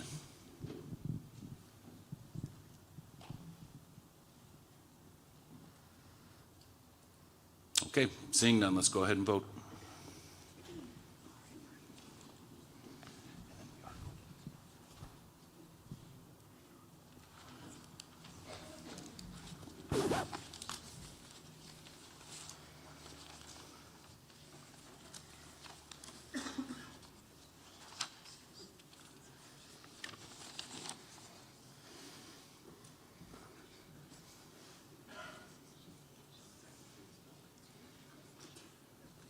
Okay, that passes by a vote of 56 to 14.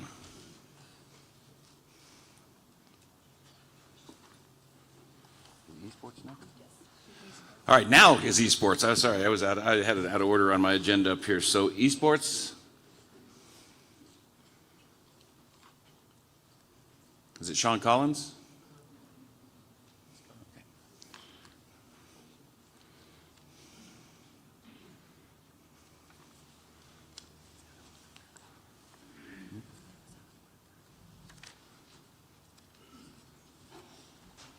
Real quick, I would like to say thank you very much to the committee and to the board and everybody in their support for esports as a whole. And thank you very much to the esports committee for all the things that we've been able to do to be able to grow esports at the rate that we've been able to do it. Recently, as we've seen earlier, we're looking at eligibility and we're also looking at esports as a whole as a committee about how we can grow it to include some areas that do not have as much access to esports as they've had previously. So we're trying to create that equity and balance that we have across the board. I moved for the adoption of my committee report as submitted to the Legislative Council. Thank you, Sean. Do we have a second? Larry Centennial, thank you. Any further discussion? Seeing none, let's go ahead and vote.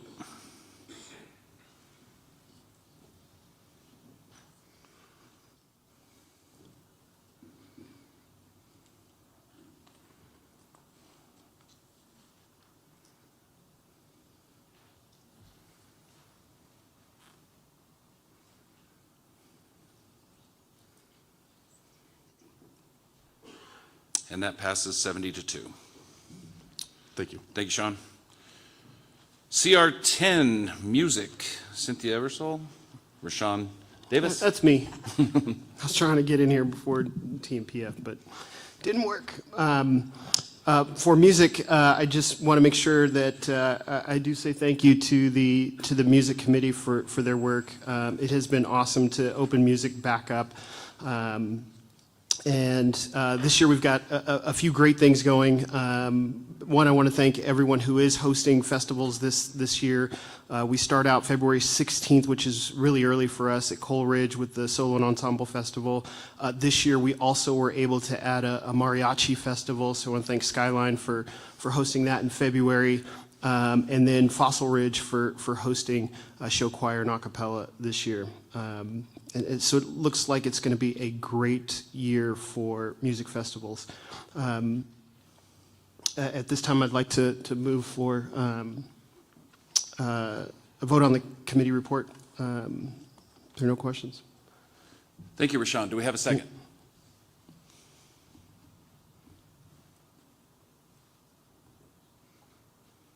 Okay, Greg, Intermountain. Any further discussion? Let's go ahead and vote.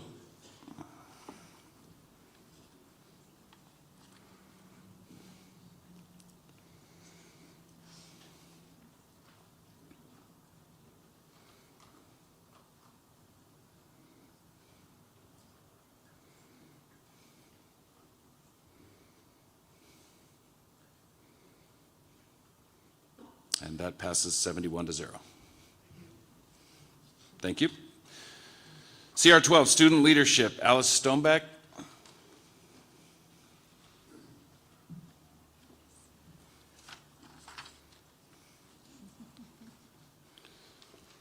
Student leadership, I want to start by saying thank you to the committee. This committee works really hard, meeting almost monthly to put together events and learning opportunities for students and for advisors around the state. So thank you to the schools who are hosting those events and getting our students involved in just learning and growing through that program. And with that, there are no major changes to the report from last year, so I move to have our report adopted as presented to the council. Thank you, Alice. Do we have a second?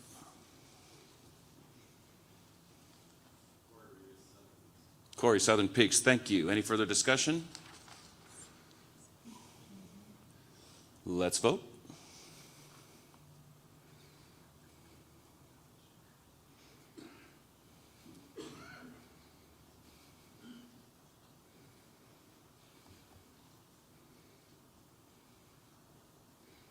And that passes unanimously, 72-0. Thank you. Thank you.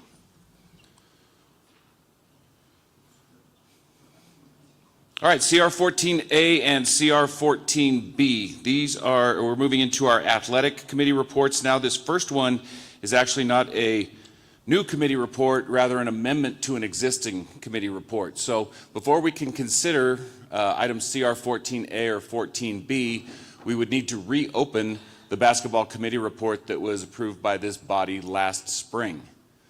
Think of it as the book is already up on the shelf, and before we can do anything with that book, we have to take it off the shelf before we can even open it up to look at it. So prior to considering amendments CR 14A and 14B,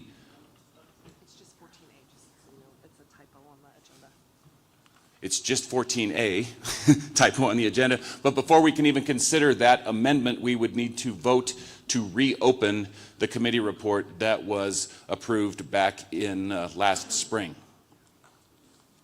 Do we need a motion or a second for that? So I need a motion.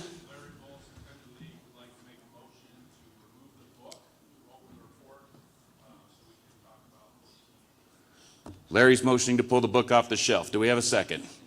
Greg from the Western Slope, thank you. Any discussion? Let's go ahead and vote. Again, it's just a majority vote to open the basketball report.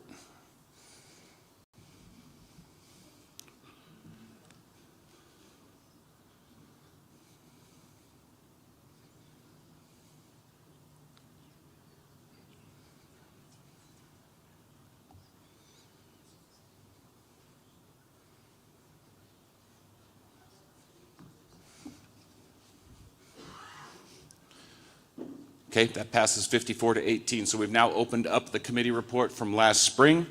So the amendment to the existing committee report bring forth by the board of directors around the shot clock. And I'll go ahead and speak to that a little bit and just kind of talk you through the process. In the committee report from last spring, it was recommended and approved that the board of directors work with the CHSAA staff to look into the implementation of a shot clock. Not to approve a shot clock, but to look into what it would, what that process would look like, and taking all the parameters and constraints into consideration. At our retreat, our beginning of the year retreat in August, the CHSAA staff brought forth tons of research and data from across the country. We saw data that the shot clock is now in place in over half the states across the country. We talked about timeline implementations, and those were brought forward about affecting people's budgets and getting into where we're already planning already. Some talk was there about proposing it for the 24-25 school year, and then we said, well, 25-26 school year. That was mid-cycle, and that created some concerns. And I want to be clear that at no time was the board ever in a position to say we are adopting the shot clock. That would never happen. That is the job of the Legislative Council, and that's why we're here today. I want to give you some background information how we got to the current amendment to the report, how it stands. So getting to the 26-27 school year gives everybody almost 3 full fiscal years to budget for the implementation, to allow the vendors time to get the installations done in the gyms, to raise any funds that might be necessary to for the expense of the new shot clocks and the hardware that goes with that, and to allow the vendors across the state enough time to go around and hit every school gym in the entire state. So that was the idea of the timeline. That also starts with a brand new scheduling cycle for the 26-27 school year. And we were satisfied as a board that this continues to be the trend across the country. More and more states are implementing it every year. And so this is where we settled as far as implementation time and parameters, and are bringing it to you. So, can I make my own motion? You need a second. It's already in form. We would need a second at this time to approve the amendment to the Spring 23 Basketball Committee report. Vince Centennial League, thank you. Any further discussion?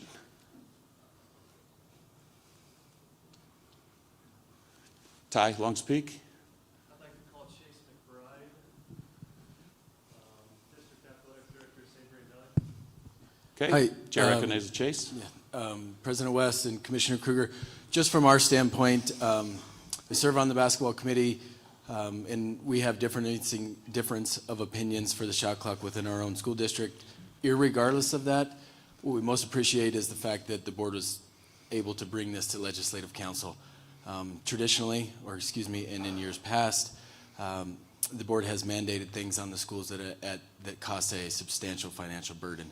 So this is really just a thank you and a kudos for bringing such a financial burden to the legislative council so that we could vote on our own finances and how they're spent. So thank you for the process and thanks to the board for not mandating the shot clock without legislative council vote. Thank you, Chase. Any further discussion?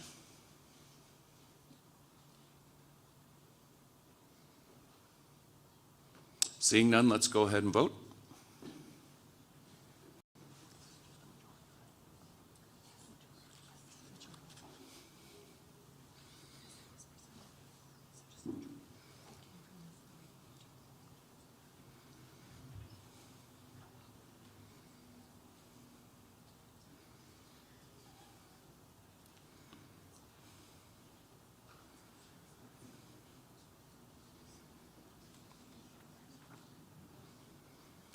CR 14A fails, a vote of 43 to 28 with 1 abstention. Yes, we have a, what's up?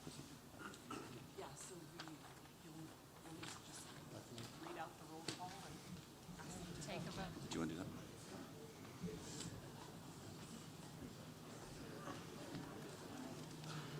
Just give us 1 minute. So CHSAA staff, can you guys help with that, please? I can call. Oh, yeah, and you guys can help too.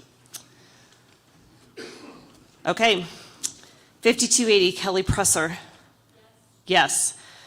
Arkansas Valley, Richard Hardgrove. No. Black Forest, Sammy Swinis. No. Black Forest, Nathan Trice. No. Cada, Rob Johnson. Abstain. Cada, Leroy Lopez. No. Cada, Matt Heckel.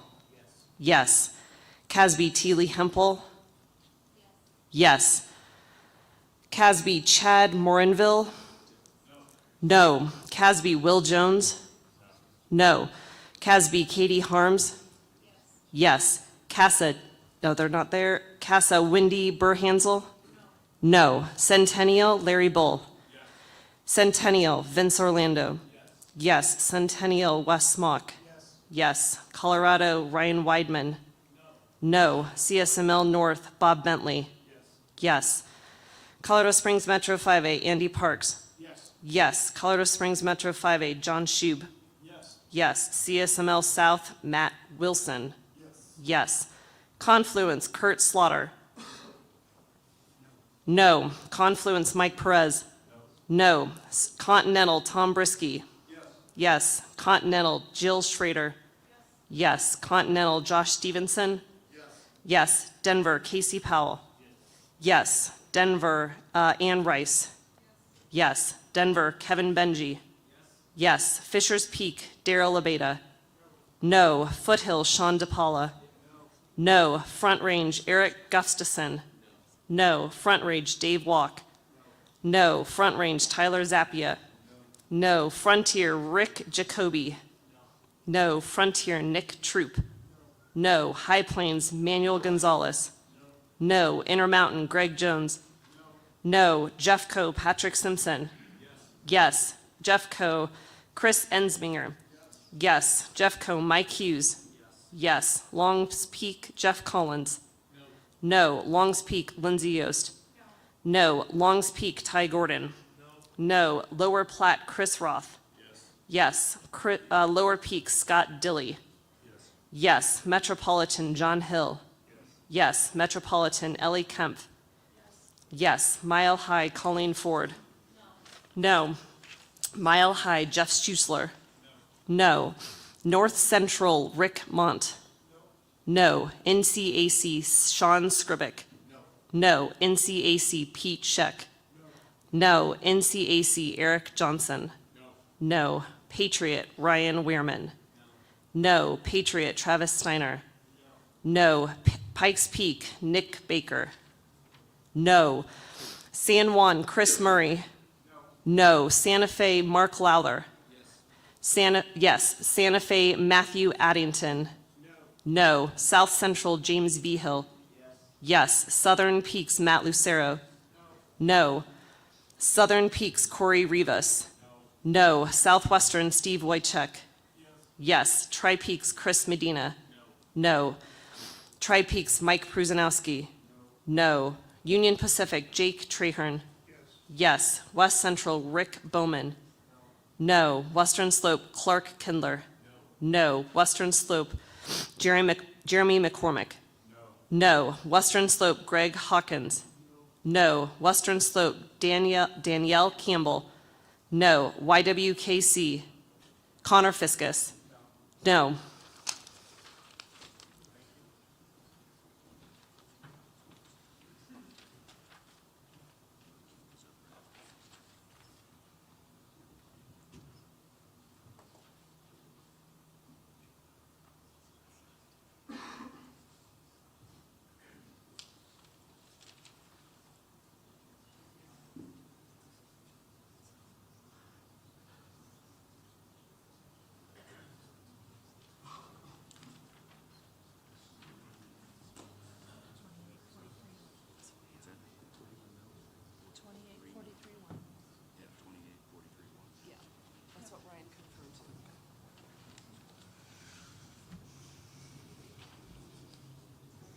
Okay, so the numbers on the roll call vote match exactly what the vote on the screen is. 43 against, 28 for, and 1 abstention.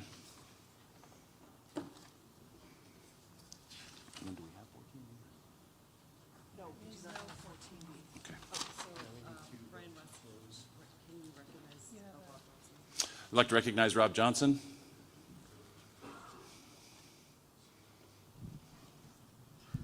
Thank you very much. Thank you, ladies and gentlemen. Rob Johnson, Chaparral High School Athletic Director, on the CHSAA board, on the basketball committee, former coach in the Continental League, coached at Summit High School, grew up on the Western Slope. So this is my discussion, and I want to talk a little bit more about the shot clock and actually bring an amendment forward. But I do think as a state, as a group of basketball people, I think we're in a good place of why the shot clock should exist in terms of how it's played, developing players, developing the game, spectators enjoying the game more.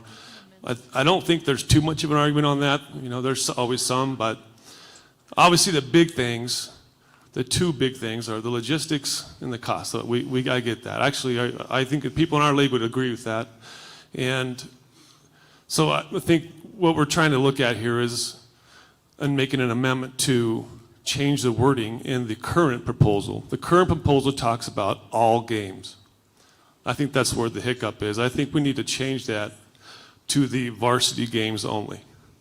When we change it to the varsity games only, that now becomes still a logistical thing. I'm not saying it's not a logistical thing, but now we're not dealing with all lower levels, finding workers for all lower level games. We're training one person pretty much to do the varsity games, and they can help eventually train other people. But the logistic piece helps there, and obviously putting the clock in one gym only would be a big benefit initially for the cost as well. So it's not like exactly putting things away, but it's a big benefit to both logistics and cost. And make sure I'm walking through this process correctly, but as a representative of the Continental League, we do want to amend the proposal to replace the wording of all teams in all games and replacing it with just varsity games only.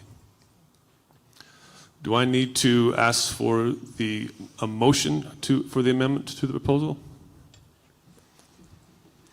Hey, Rob, since the original amendment failed, can't amend that amendment, but you can create a new amendment using similar verbiage. So you would just be proposing a new amendment with the verbiage you want. It would need a second, and then it would need 2/3. Thank you. Okay. So we will, at the Continental League again, would like to amend that we allow for the shot clock to be for varsity games only starting in the year 26-27. We will not change that. So can I get a motion for that? So you're making the motion. I'm making the motion. Can I second? So there's a motion on the floor to amend the already opened Spring 23 Basketball Committee and the shot clock wording that was in there, but at the varsity level only. Is that correct, Rob? Okay. It's a new amendment, so we're not amending the amendment. This is a new amendment, okay? Second, we'll go Steve. Now discussion. Eric? I think would be significant impact or possible significant impact to leagues. Is it possible or prudent to have some break of time here to discuss with leagues how we want to move ahead with the vote on this new amendment? Or possibly recommend that we push this new amendment to April so that leagues are allowed time to have discussion.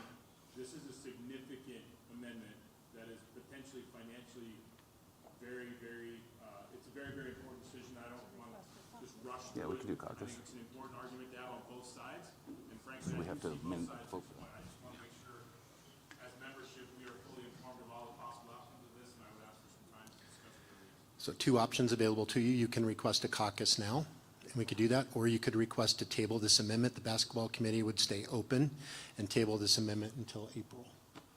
Your choice is whatever the membership. I would request that we table the amendment until the April clock meeting. Is that in the form of a motion? Greg Johnson, NCAC, I am motioning that we table this amendment proposal until the April clock meeting. Second by Greg Hawkins.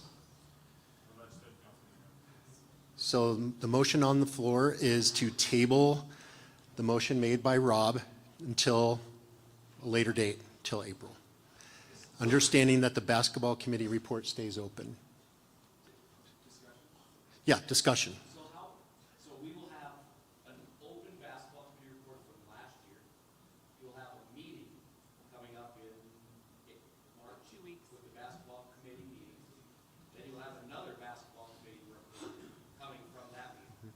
So we'll have an open basketball committee meeting from 23 and a basketball committee report from 24 at our next meeting. Right.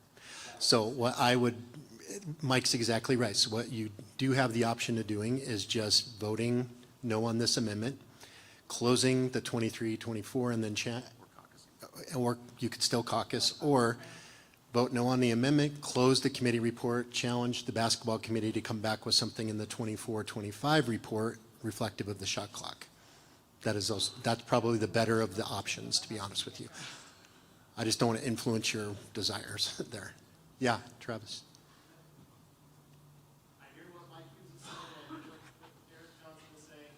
Again, I would implore us to go on the amendment now, not to kill it forever, but for all of us to have time to go back to our constituents to evaluate it properly. I think that gives it the due justice that it deserves. I think making a rush call now, it does not allow us to evaluate that amendment on its merits. We went back to 2 meetings a year so we could do these things and we could do them right. And I think, again, to give it due justice to the evaluating of the process, and to not see things just hanging out there where maybe we're going to remember what's going on in April or maybe we're not. We defeat the amendment now, and again, come back with something potentially different. The wording is clear, we know exactly what we're looking forward with. So the question on the floor right now is to table the amendment made by Rob. If you can withdraw that motion, or we can continue discussion on it. At this time, based on the conversation on the floor, I'm comfortable withdrawing that Okay, so the question on the floor now is Rob Johnson's proposal to add the word varsity only to the existing language in the previous amendment. Any further discussion? Mike, is there thought or conversation of leagues piloting it? You can't, that would be another discussion because until it's actually approved, those discussions would be. I know there's been talk about that, but until something happens and get passed, it doesn't really. So again, the motion on the floor is Rob's amendment to the basketball committee report would require 2/3. Any further discussion on the amendment by Rob Johnson?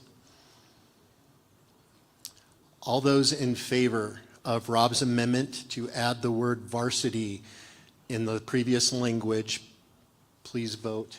Ryan, are you ready? Okay, please vote yes or no on that. It would require 2/3 to amend the report.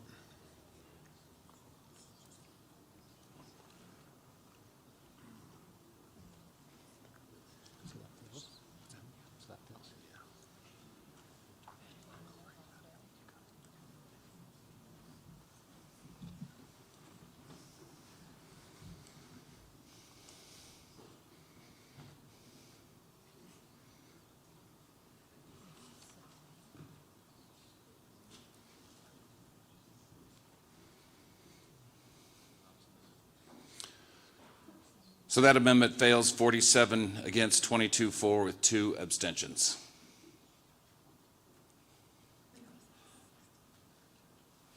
My comment there would be, as we move forward, and like Travis pointed out, this is the purpose of having 2 legislative council meetings, that this gives us chance to go back for the basketball committee to meet and bring forward a motion to the April LC meeting, really without affecting any of the timelines that are already set in the motion 14A. Nothing's really going to change as far as timelines go and things like that between now and when the basketball committee meets in a couple weeks, and then when it comes forward in April. So again, this is a great example of why we have those 2 legislative council reports or meetings. At this time, we need to have a motion for a vote to close the spring 23 basketball committee so we can put the book back on the shelf. Greg, motion. Second. From Nick from the Frontier. Any discussion? Let's go ahead and vote to reclose the basketball committee meeting from spring of 23.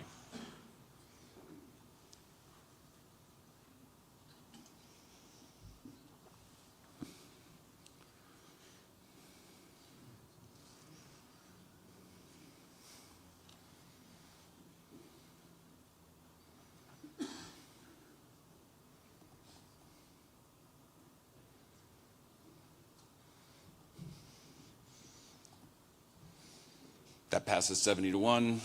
The book is back on the shelf. All right, moving on, CR 15, cross-country report. Kevin Clark.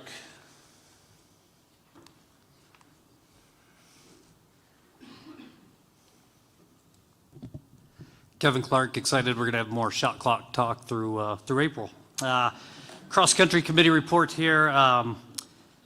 Major change is that regional host, essentially if you have the asterisk next to your name, is that we're going to reach out to you by March, and then hopefully by April you have secured a site. If you have not secured a site, then the asterisk can move if agreed upon with other schools within your region, and that's just for scheduling purposes. So basically as you break for summer, schools know where their regional will be held in the fall.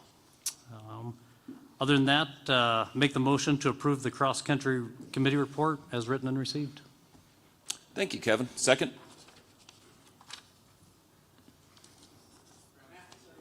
Travis, Patriot League, thank you. Any further discussion? Yeah, further discussion. Vince?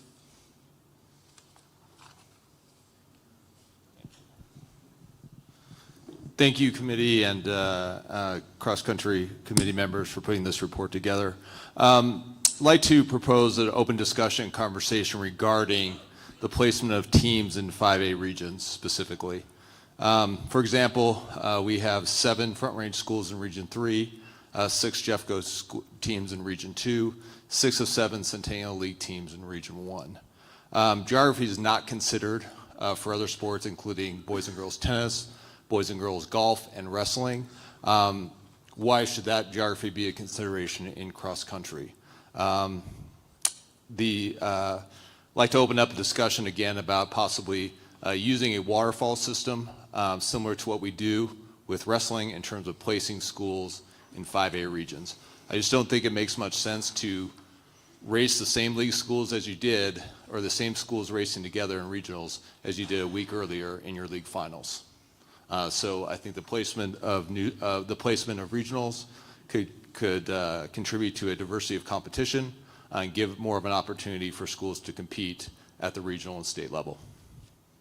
You bet. Vince, appreciate that. And I think the committee, when we look at placing schools in region, geography is our #1 factor, and that's always been, it's what they do at the NCAA level. And the hard part is you have a boys cross country and you have a girls cross country team. So how do you effectively merge two different sports and put a value? Go ahead. Good, glad you asked that. What you would do is you would combine the scores of the boys and girls team. So if your boys team places 5th, girls team places 9th, you go into 7th. Girls team places 4th, boys team places 8th, you go into 6th. And this is placing out of a league meet? Yeah, league meet or even the previous year's regionals competition. I think it'd be preferable to do the league meet in terms of your scoring, but wrestling does the previous year's. Yeah, and again, I think you're probably assuming every cross-country team is running their varsity team at the league meet. Yeah, I think there's some. And again, the reason I think that's probably skewed when you take boys and girls, I look at Air Academy, for example. Air Academy was the 5A state champions. They actually upset Niwot at the national meet. They were the #1 team in the United States. Their boys didn't qualify for state. So the difference there, I think when we look at an individual sport, I think we have to ask ourselves, are we getting the best cross-country runners to the state meet? Out of the 5 different regions in 5A, we take 15 individuals, potentially 75 of the best individuals in the state. From a team perspective, so now we're adding a team score into an individual event, we take 4 teams out of each region. Does that mean sometimes the 17th, 18th, 19th best team gets left at home? Absolutely. I would agree it happens. No different than wrestling in a waterfall. If I'm at a tough weight, I could be the 5th, 6th, 7th ranked kid in the state, but I can't get top 4 out of my region because there's 14 different weight classes. I just don't know how you can factor in a waterfall for essentially two different sports and get them into one. I just think we do it for boys and girls tennis, boys and girls golf, and wrestling. Why wouldn't we do that for cross country as well? But we don't take your girls golf in the spring and combine it with your boys golf in the fall. That's essentially what you're saying to do. Well, I think the placement of you combine. For RPI, we don't take our girls and boys basketball RPI and combine them and snake it that way. I just think for cross country, it is unique. Again, the individual aspect of it. I think the question we have to ask ourselves, Vince, is are we getting the best kids to the state meet, the kids who belong? We give 2 trophies, and we recognize our top 10 individuals. In my opinion, we have a system in place. Is it perfect? No. But do we have a system in place to where we're getting the best kids to the state championships?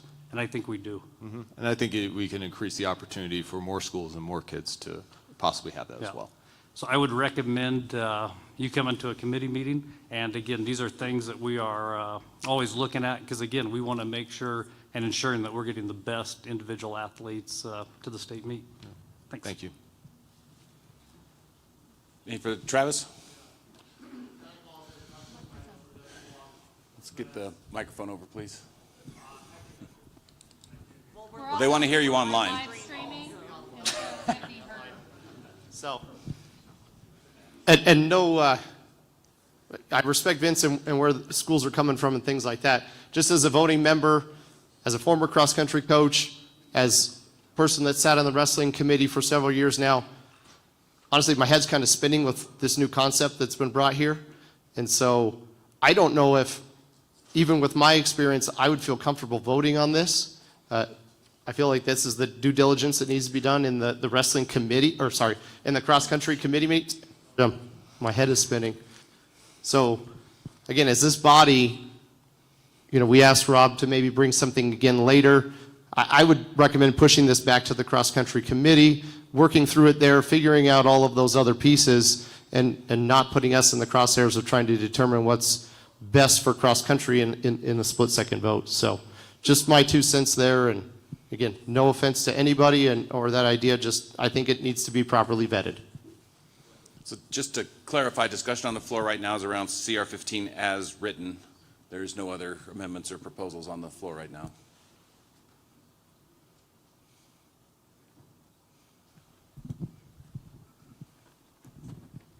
So just a couple of points of clarification. What you're saying right now, Vince, is that a 5A thing that you're opening, or is this for all classifications going across? I think if we could table the conversation, it could be for all classifications going across. Okay. Specifically, I think the 5A, at least, where we're at, it would be a 5A consideration. But it could be for, I would open it up for all classifications. Okay, my second question is, in your research and what you've done, you're taking whether a league championship or a regional championship, but I'm looking at a perspective of a 2A school. We can't always field a team. There are some years when I had a team and then the next year I have one individual. How is that going to fit into your proposal? You see what I'm saying? These are things that also need to be considered moving forward. This would be a motion to table this to April and generate some further discussion. So we can't do that at this point. It would be, we have to, How about next cycle? yeah, the only motion on the floor right now is to approve the committee report. Oh, we don't have a motion yet. Did you motion? We have a motion in a second? Vince, did you make a motion?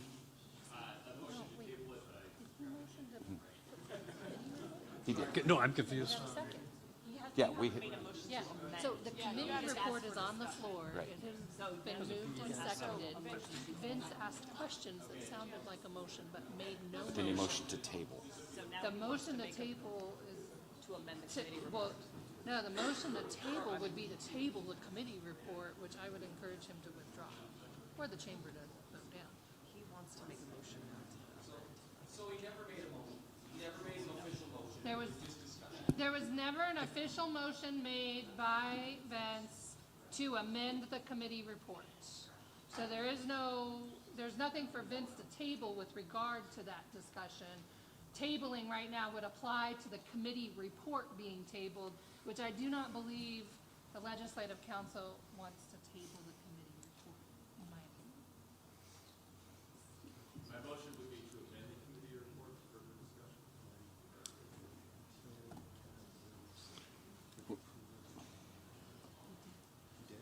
I believe,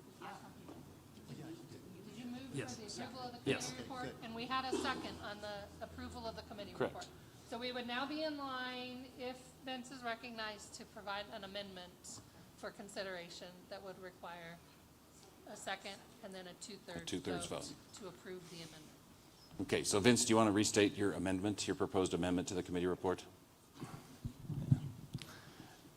I would like to have a motion to amend the committee report for further discussion. No. To table, I'm sorry, to table. Thank you for the clarification. We can't, no, you have to amend the actual report. We can vote on to the committee report right now. Then if we want to bring it back up in April. If the objective is to have a discussion about this at a future date, you do not need to provide any motions at this time. Okay, that would So be, the yeah. committee, the motion on the floor right now would be that the committee report has been submitted and seconded. And so you would vote to accept that report or to reject that report. And then after cross-country meets again, if you have provided suggestions for cross-country to review that and then bring that back, then they could bring back another report or a motion. You could reopen the committee. Yeah. Does that make sense? Yeah. What Vince is trying to do is essentially vote down the cross-country report to amend it effective next fall. He doesn't want to wait the 2 years until the next cycle where this conversation would come. You could bring an amendment report and take the book off the shelf. No, it's already. So he could bring an amendment today, or in April, he could take the book off the shelf and amend it. So you could provide an amendment today, which would require a second and then a 2/3 vote of legislative council. If you don't do that, then the other option is if you accept the committee report today, then in April, you can, as Mr. West discussed, take the book off the shelf, reopen the committee report, and then amend, which, separate from parliamentary procedure, may allow you to have some of these discussions. And then separate from all of this, the other option still would be to caucus, to choose to caucus now to be able to resolve concerns, and then come back, amend, and accept the report.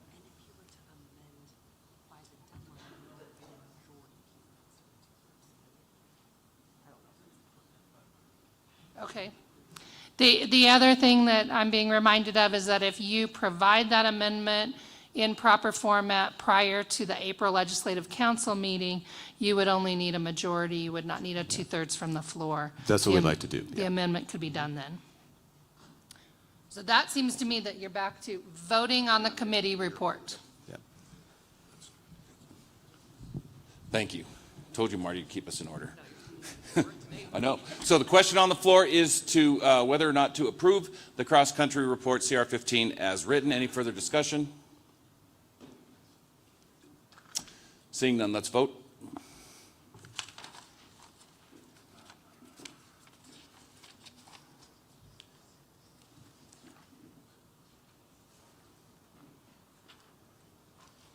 Do we have a CR 15? I don't. That's the one that was already withdrawn. No. I go to CR 16. Yes. Field hockey.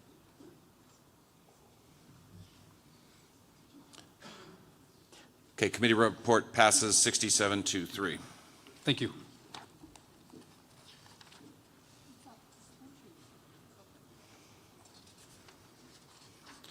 Next up, CR 16 field hockey. John Hill.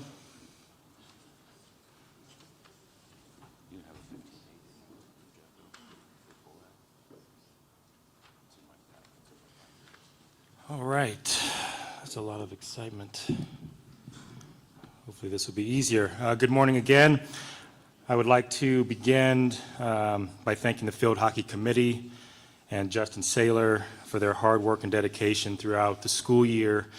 The major changes from the 2023-24 Field Hockey Report are as follows. Beginning fall 2024, the creation of a multi-league postseason bracket within the field hockey classification. Field hockey is a unique sport and therefore requires some unique strategies in order for this sport to thrive. The committee has been evaluating data that shows the programs with a lack of success historically will lead to schools dropping their programs. The sport of field hockey in Colorado is at a critical point, and the committee feels that we need to grow the game. The creation of 2 leagues allows schools that have traditionally not had postseason success to compete in the postseason and potentially win a state championship for their community. The committee also feels this will increase participation numbers and encourage schools to consider adding field hockey to their offerings. I would like to reiterate that the committee spent tremendous time and effort in the build-up to this meeting drafting a format that we felt put the sport in the best spot for future success. The new postseason format was approved unanimously by the committee, coaches, and officials associations. We ask that the membership trust the work that has been done by countless individuals directly involved in this sport by voting in favor of this proposal. With that, I now move for the adoption of the Field Hockey Committee report as submitted to the Legislative Council. Thank you, John. Do we have a second?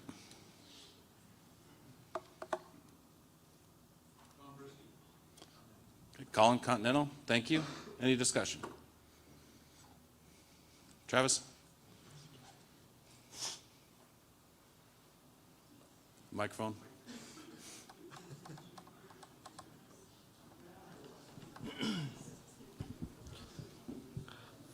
hopefully this is the last time you're hearing from me for today. I apologize for the length. One, I don't mean any disrespect to John, the field hockey committee, to Justin. I do have pause with this committee report as it's written, though. I do think as a legislative body, we need to be careful about potential precedent that we set if we move this forward in regard to team sports and how we distribute state championships. Currently, there are 16 teams in field hockey, and I understand the plight that they're in, and I feel for field hockey and not wanting to lose a sport. However, I do think as a legislative body, we have the responsibility to make sure that we evaluate all of these proposals so that we are sure what's in them. Anytime we add another classification, it goes through the clock committee, and we work through that piece to add those different classifications if we're going to add another state championship. I'm concerned about splitting our 16 teams into 2 8-team brackets and now affording 2 state championships. And what is that potential domino effect down the road for other team sports? I've heard conversations about this is an extreme situation. Can we move this forward in this extreme situation and allow field hockey to try and prosper? Unfortunately, I don't feel like this is a good precedent we should set for team sports. No offense to the bottom 8 schools in that bracket, but I feel like that state championship undermines the value of what that award means to our teams and to our communities. I think we have to be careful how we move forward with this.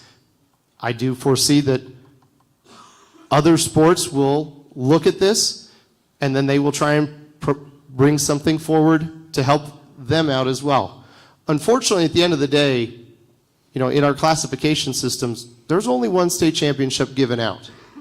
And so the rest of us are left with that educational component that we have about teaching our kids and our communities about what that value of competition is. And it's not solely just about winning a state championship. I have programs that have struggled annually. But we keep coming back to the table because we understand what educational athletics are truly about. And it's not just simply about that one state title, but everything that goes along with it. So I would those of you that maybe didn't read field hockey because it doesn't apply to you, maybe take a quick look at that.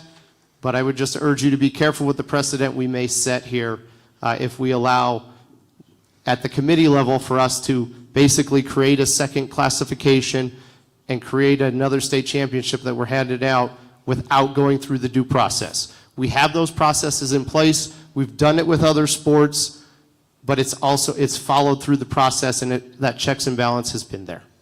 Thank you. Thank you, Travis. Any further discussion?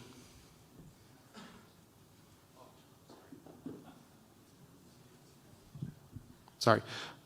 Also, if we do vote it down today, that does just send it back to the committee so that they can work on this and bring something back in April. So if it does not pass, that does afford them the opportunity to go back and look at this and re-meet and bring us back something in April. Travis, can I speak?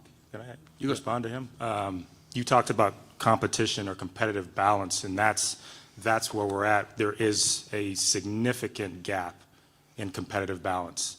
So doing so would create a better balance of competition for the schools participating in field hockey.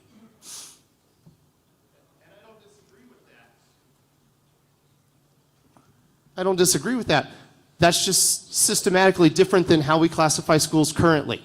CLOC has a system in place. We have a task force in place to look at how we classify them. What I'm saying is a committee is unilaterally reclassifying its schools. And that's part that I'm concerned with. It can go through CLOC, it can go through those pieces and be approved and go that route, but this is systematically different than how we currently classify schools and the process that we use every year for every program, for every sport, in every classification. Any further discussion? Seeing none, let's go ahead and vote.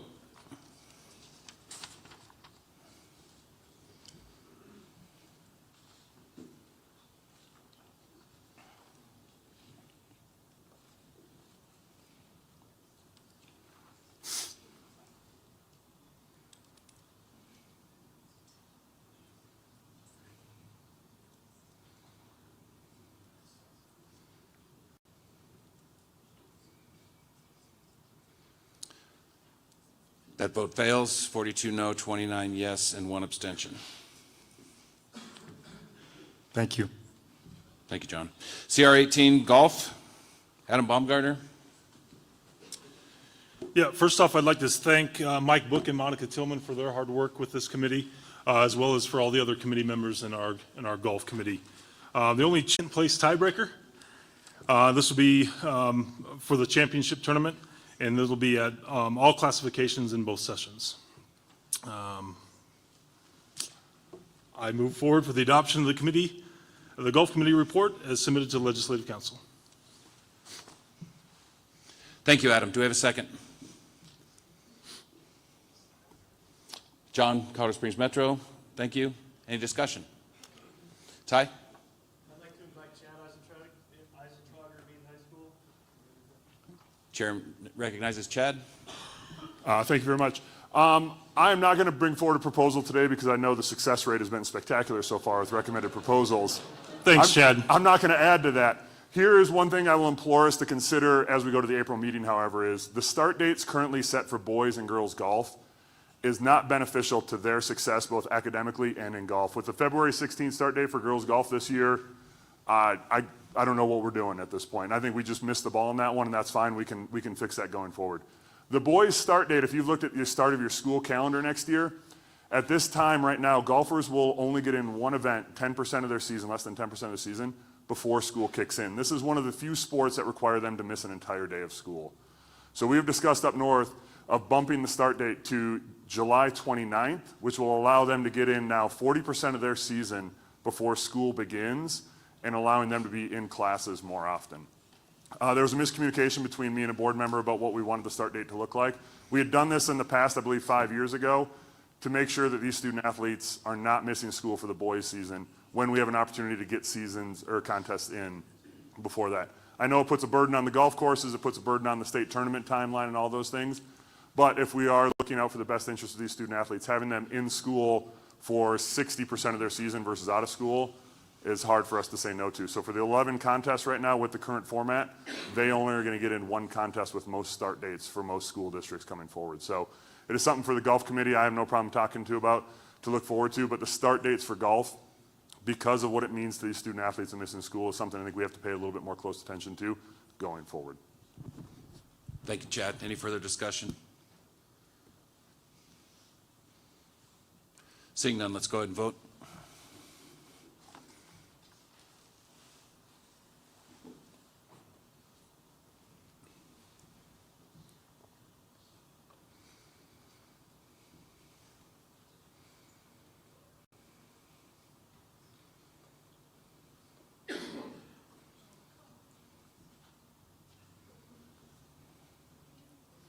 Passes unanimously, 72-0. Thank you. Thank you. CR 19, gymnastics, Lisa Sparrow.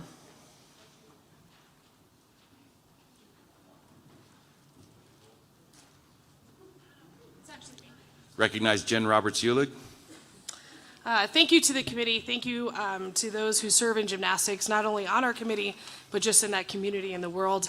I would be remiss if I didn't do a shout out to my assistant, Audra Cathy, who's back, who has, again, just elevates gymnastics because that is her world. So we're very excited for all her work and her continued work.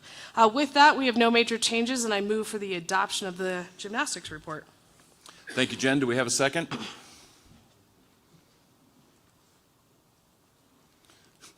Greg, you're coming through great today. Greg, Intermountain League, thank you. Any discussion?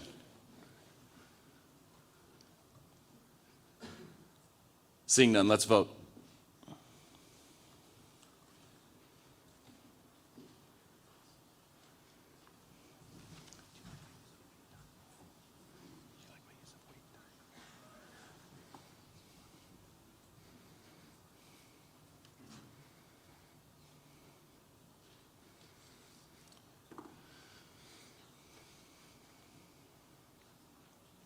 That passes 70-0. Moving on, CR 24, soccer. Mike Lovinguth. Good morning, everyone. I'd like to begin the report by thanking the soccer committee for all their hard work, for Justin and Colette's work as well past seasons, and their dedication throughout the school year. There's one major change from the 23-24 soccer report, and that is beginning in the fall of 2024, we are expanding the boys and girls 2A postseason bracket from 16 to 24 teams. This increases the 8 teams to kind of further reflect the same percentages in other state qualification playoffs. So thank you to all the 2A administrators that spent a tremendous amount of time in discussions leading up to this decision by the committee. Your effort has helped to set the course for the sport on the path towards future success. With that, I now move for the adoption of the soccer committee report as submitted to the Legislative Council. Thank you, Mike. Do we have a second? Okay, Ty, Longs Peak, sorry. Any discussion? Seeing none, let's vote.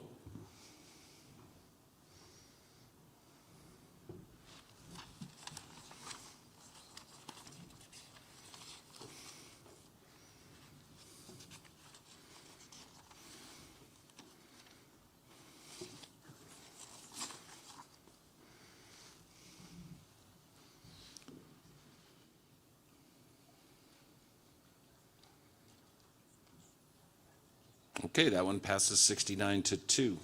Thank you to everyone here. Thank you. CR 25, softball.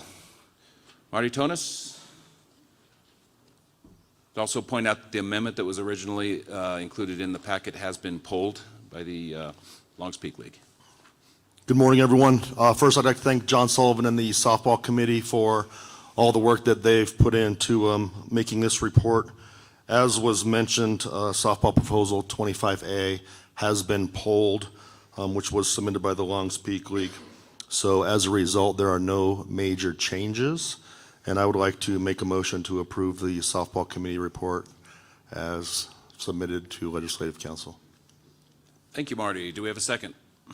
Eric, Front Range League. Any discussion? Seeing none, let's vote.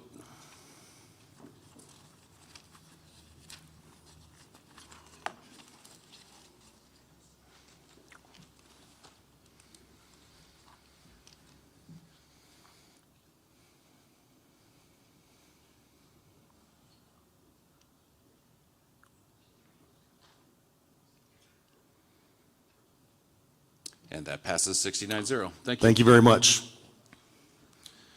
CR 27, swimming and diving, Jill Schrader.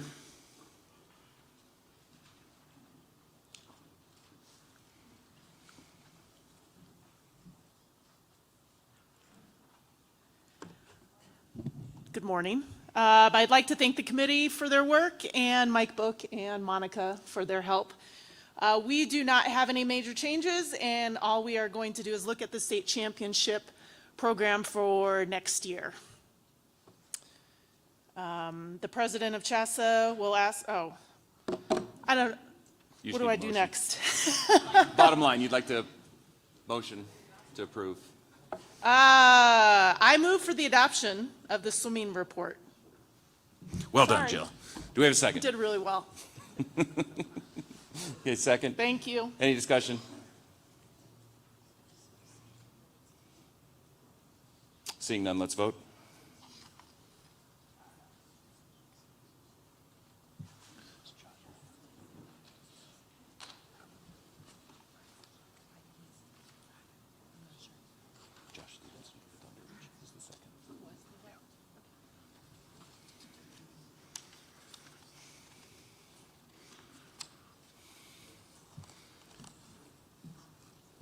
That passes 66-6. Thank you. Next up, CR 28, tennis, Chris Roberts.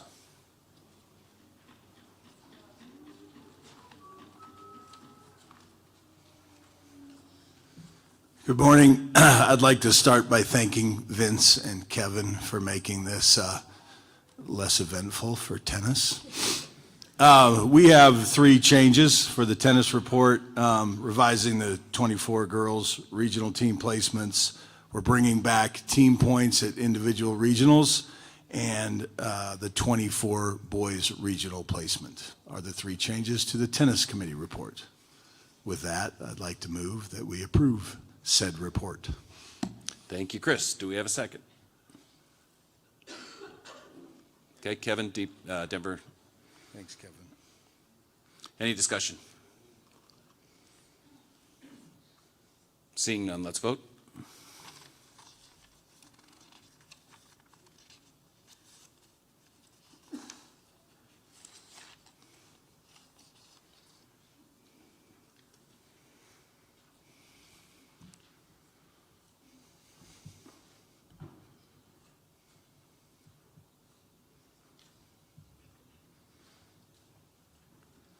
That passes 70-1. In my attempt at humor, I forgot to thank Bethany and the tennis committee for their work over the course of the year. So thanks, Bethany and tennis crew. Thanks, Chris. Next up, CR 30, Unified Bowling. Chris Enzinger.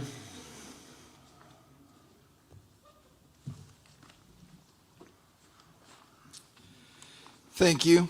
I would also like to recognize our amazing Unified Bowling Committee, the leadership of Jen and Audra, and recognize the great collaboration with Special Olympics Colorado for our CHSAA Unified Bowling. The only major change this year, as we've moved in the last 3 years from 4 regionals to 6 regionals to 9, is if a region has 5 or less participating schools, then that region will only qualify the top 2 teams from that region. All other regions with 6 or more will qualify 3 teams to state. As that being the only major change, I move for the adoption of the Unified Bowling Committee report. Thank you, Chris. Do we have a second? Leroy, Kata, thank you. Any discussion? Seeing none, let's vote. Thank you. It's not done yet. Give us 10 seconds.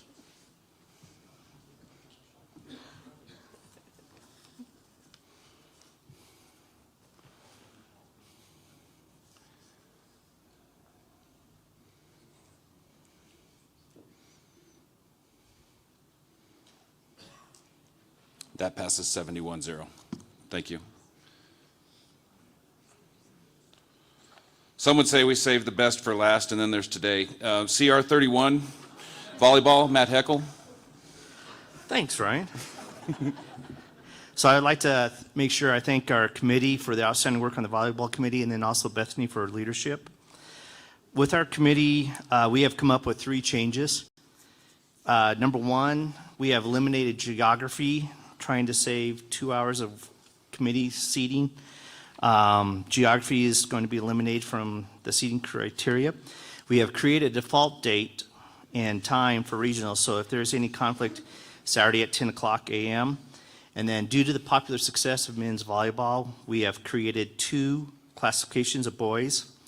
So at this time, I would move for the adoption of the committee volleyball report as submitted to the Legislative Council. Thank you, Matt. Do we have a second? Chris? Any discussion? Seeing none, let's vote.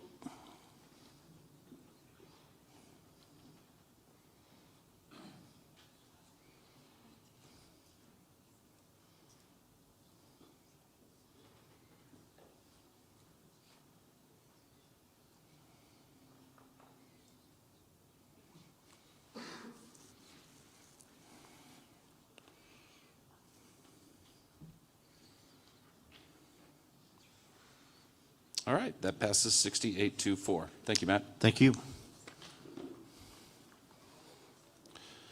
Last order of business, does District 2 have a nomination for the Board of Directors? Anyone from District 2 like to come forward?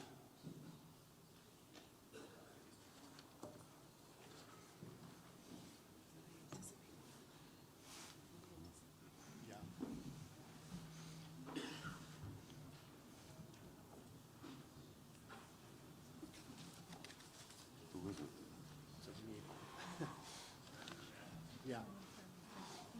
Can he nominate himself? You can recognize Chad. Would like to recognize Chad Eisentrager.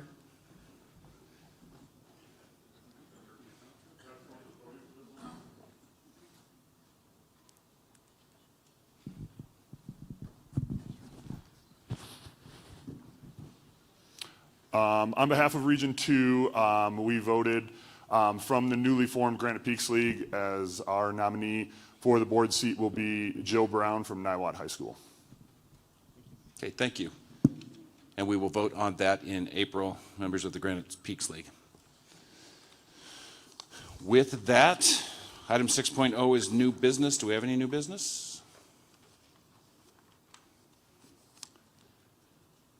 All right, seeing none, it is 11:19, and that brings us to the end of the agenda for today. We hope that many of you can make it out to the Hall of Fame celebration tonight, and that you great job today. Great job on the engagement and the dialogue. And I know there's a couple of crazy things in there, but hey, that's how this works, and that's how we make best decisions on behalf of our 367 member schools. So with that, thank you all for coming today. Wish you safe travels on your way home, and this meeting is adjourned.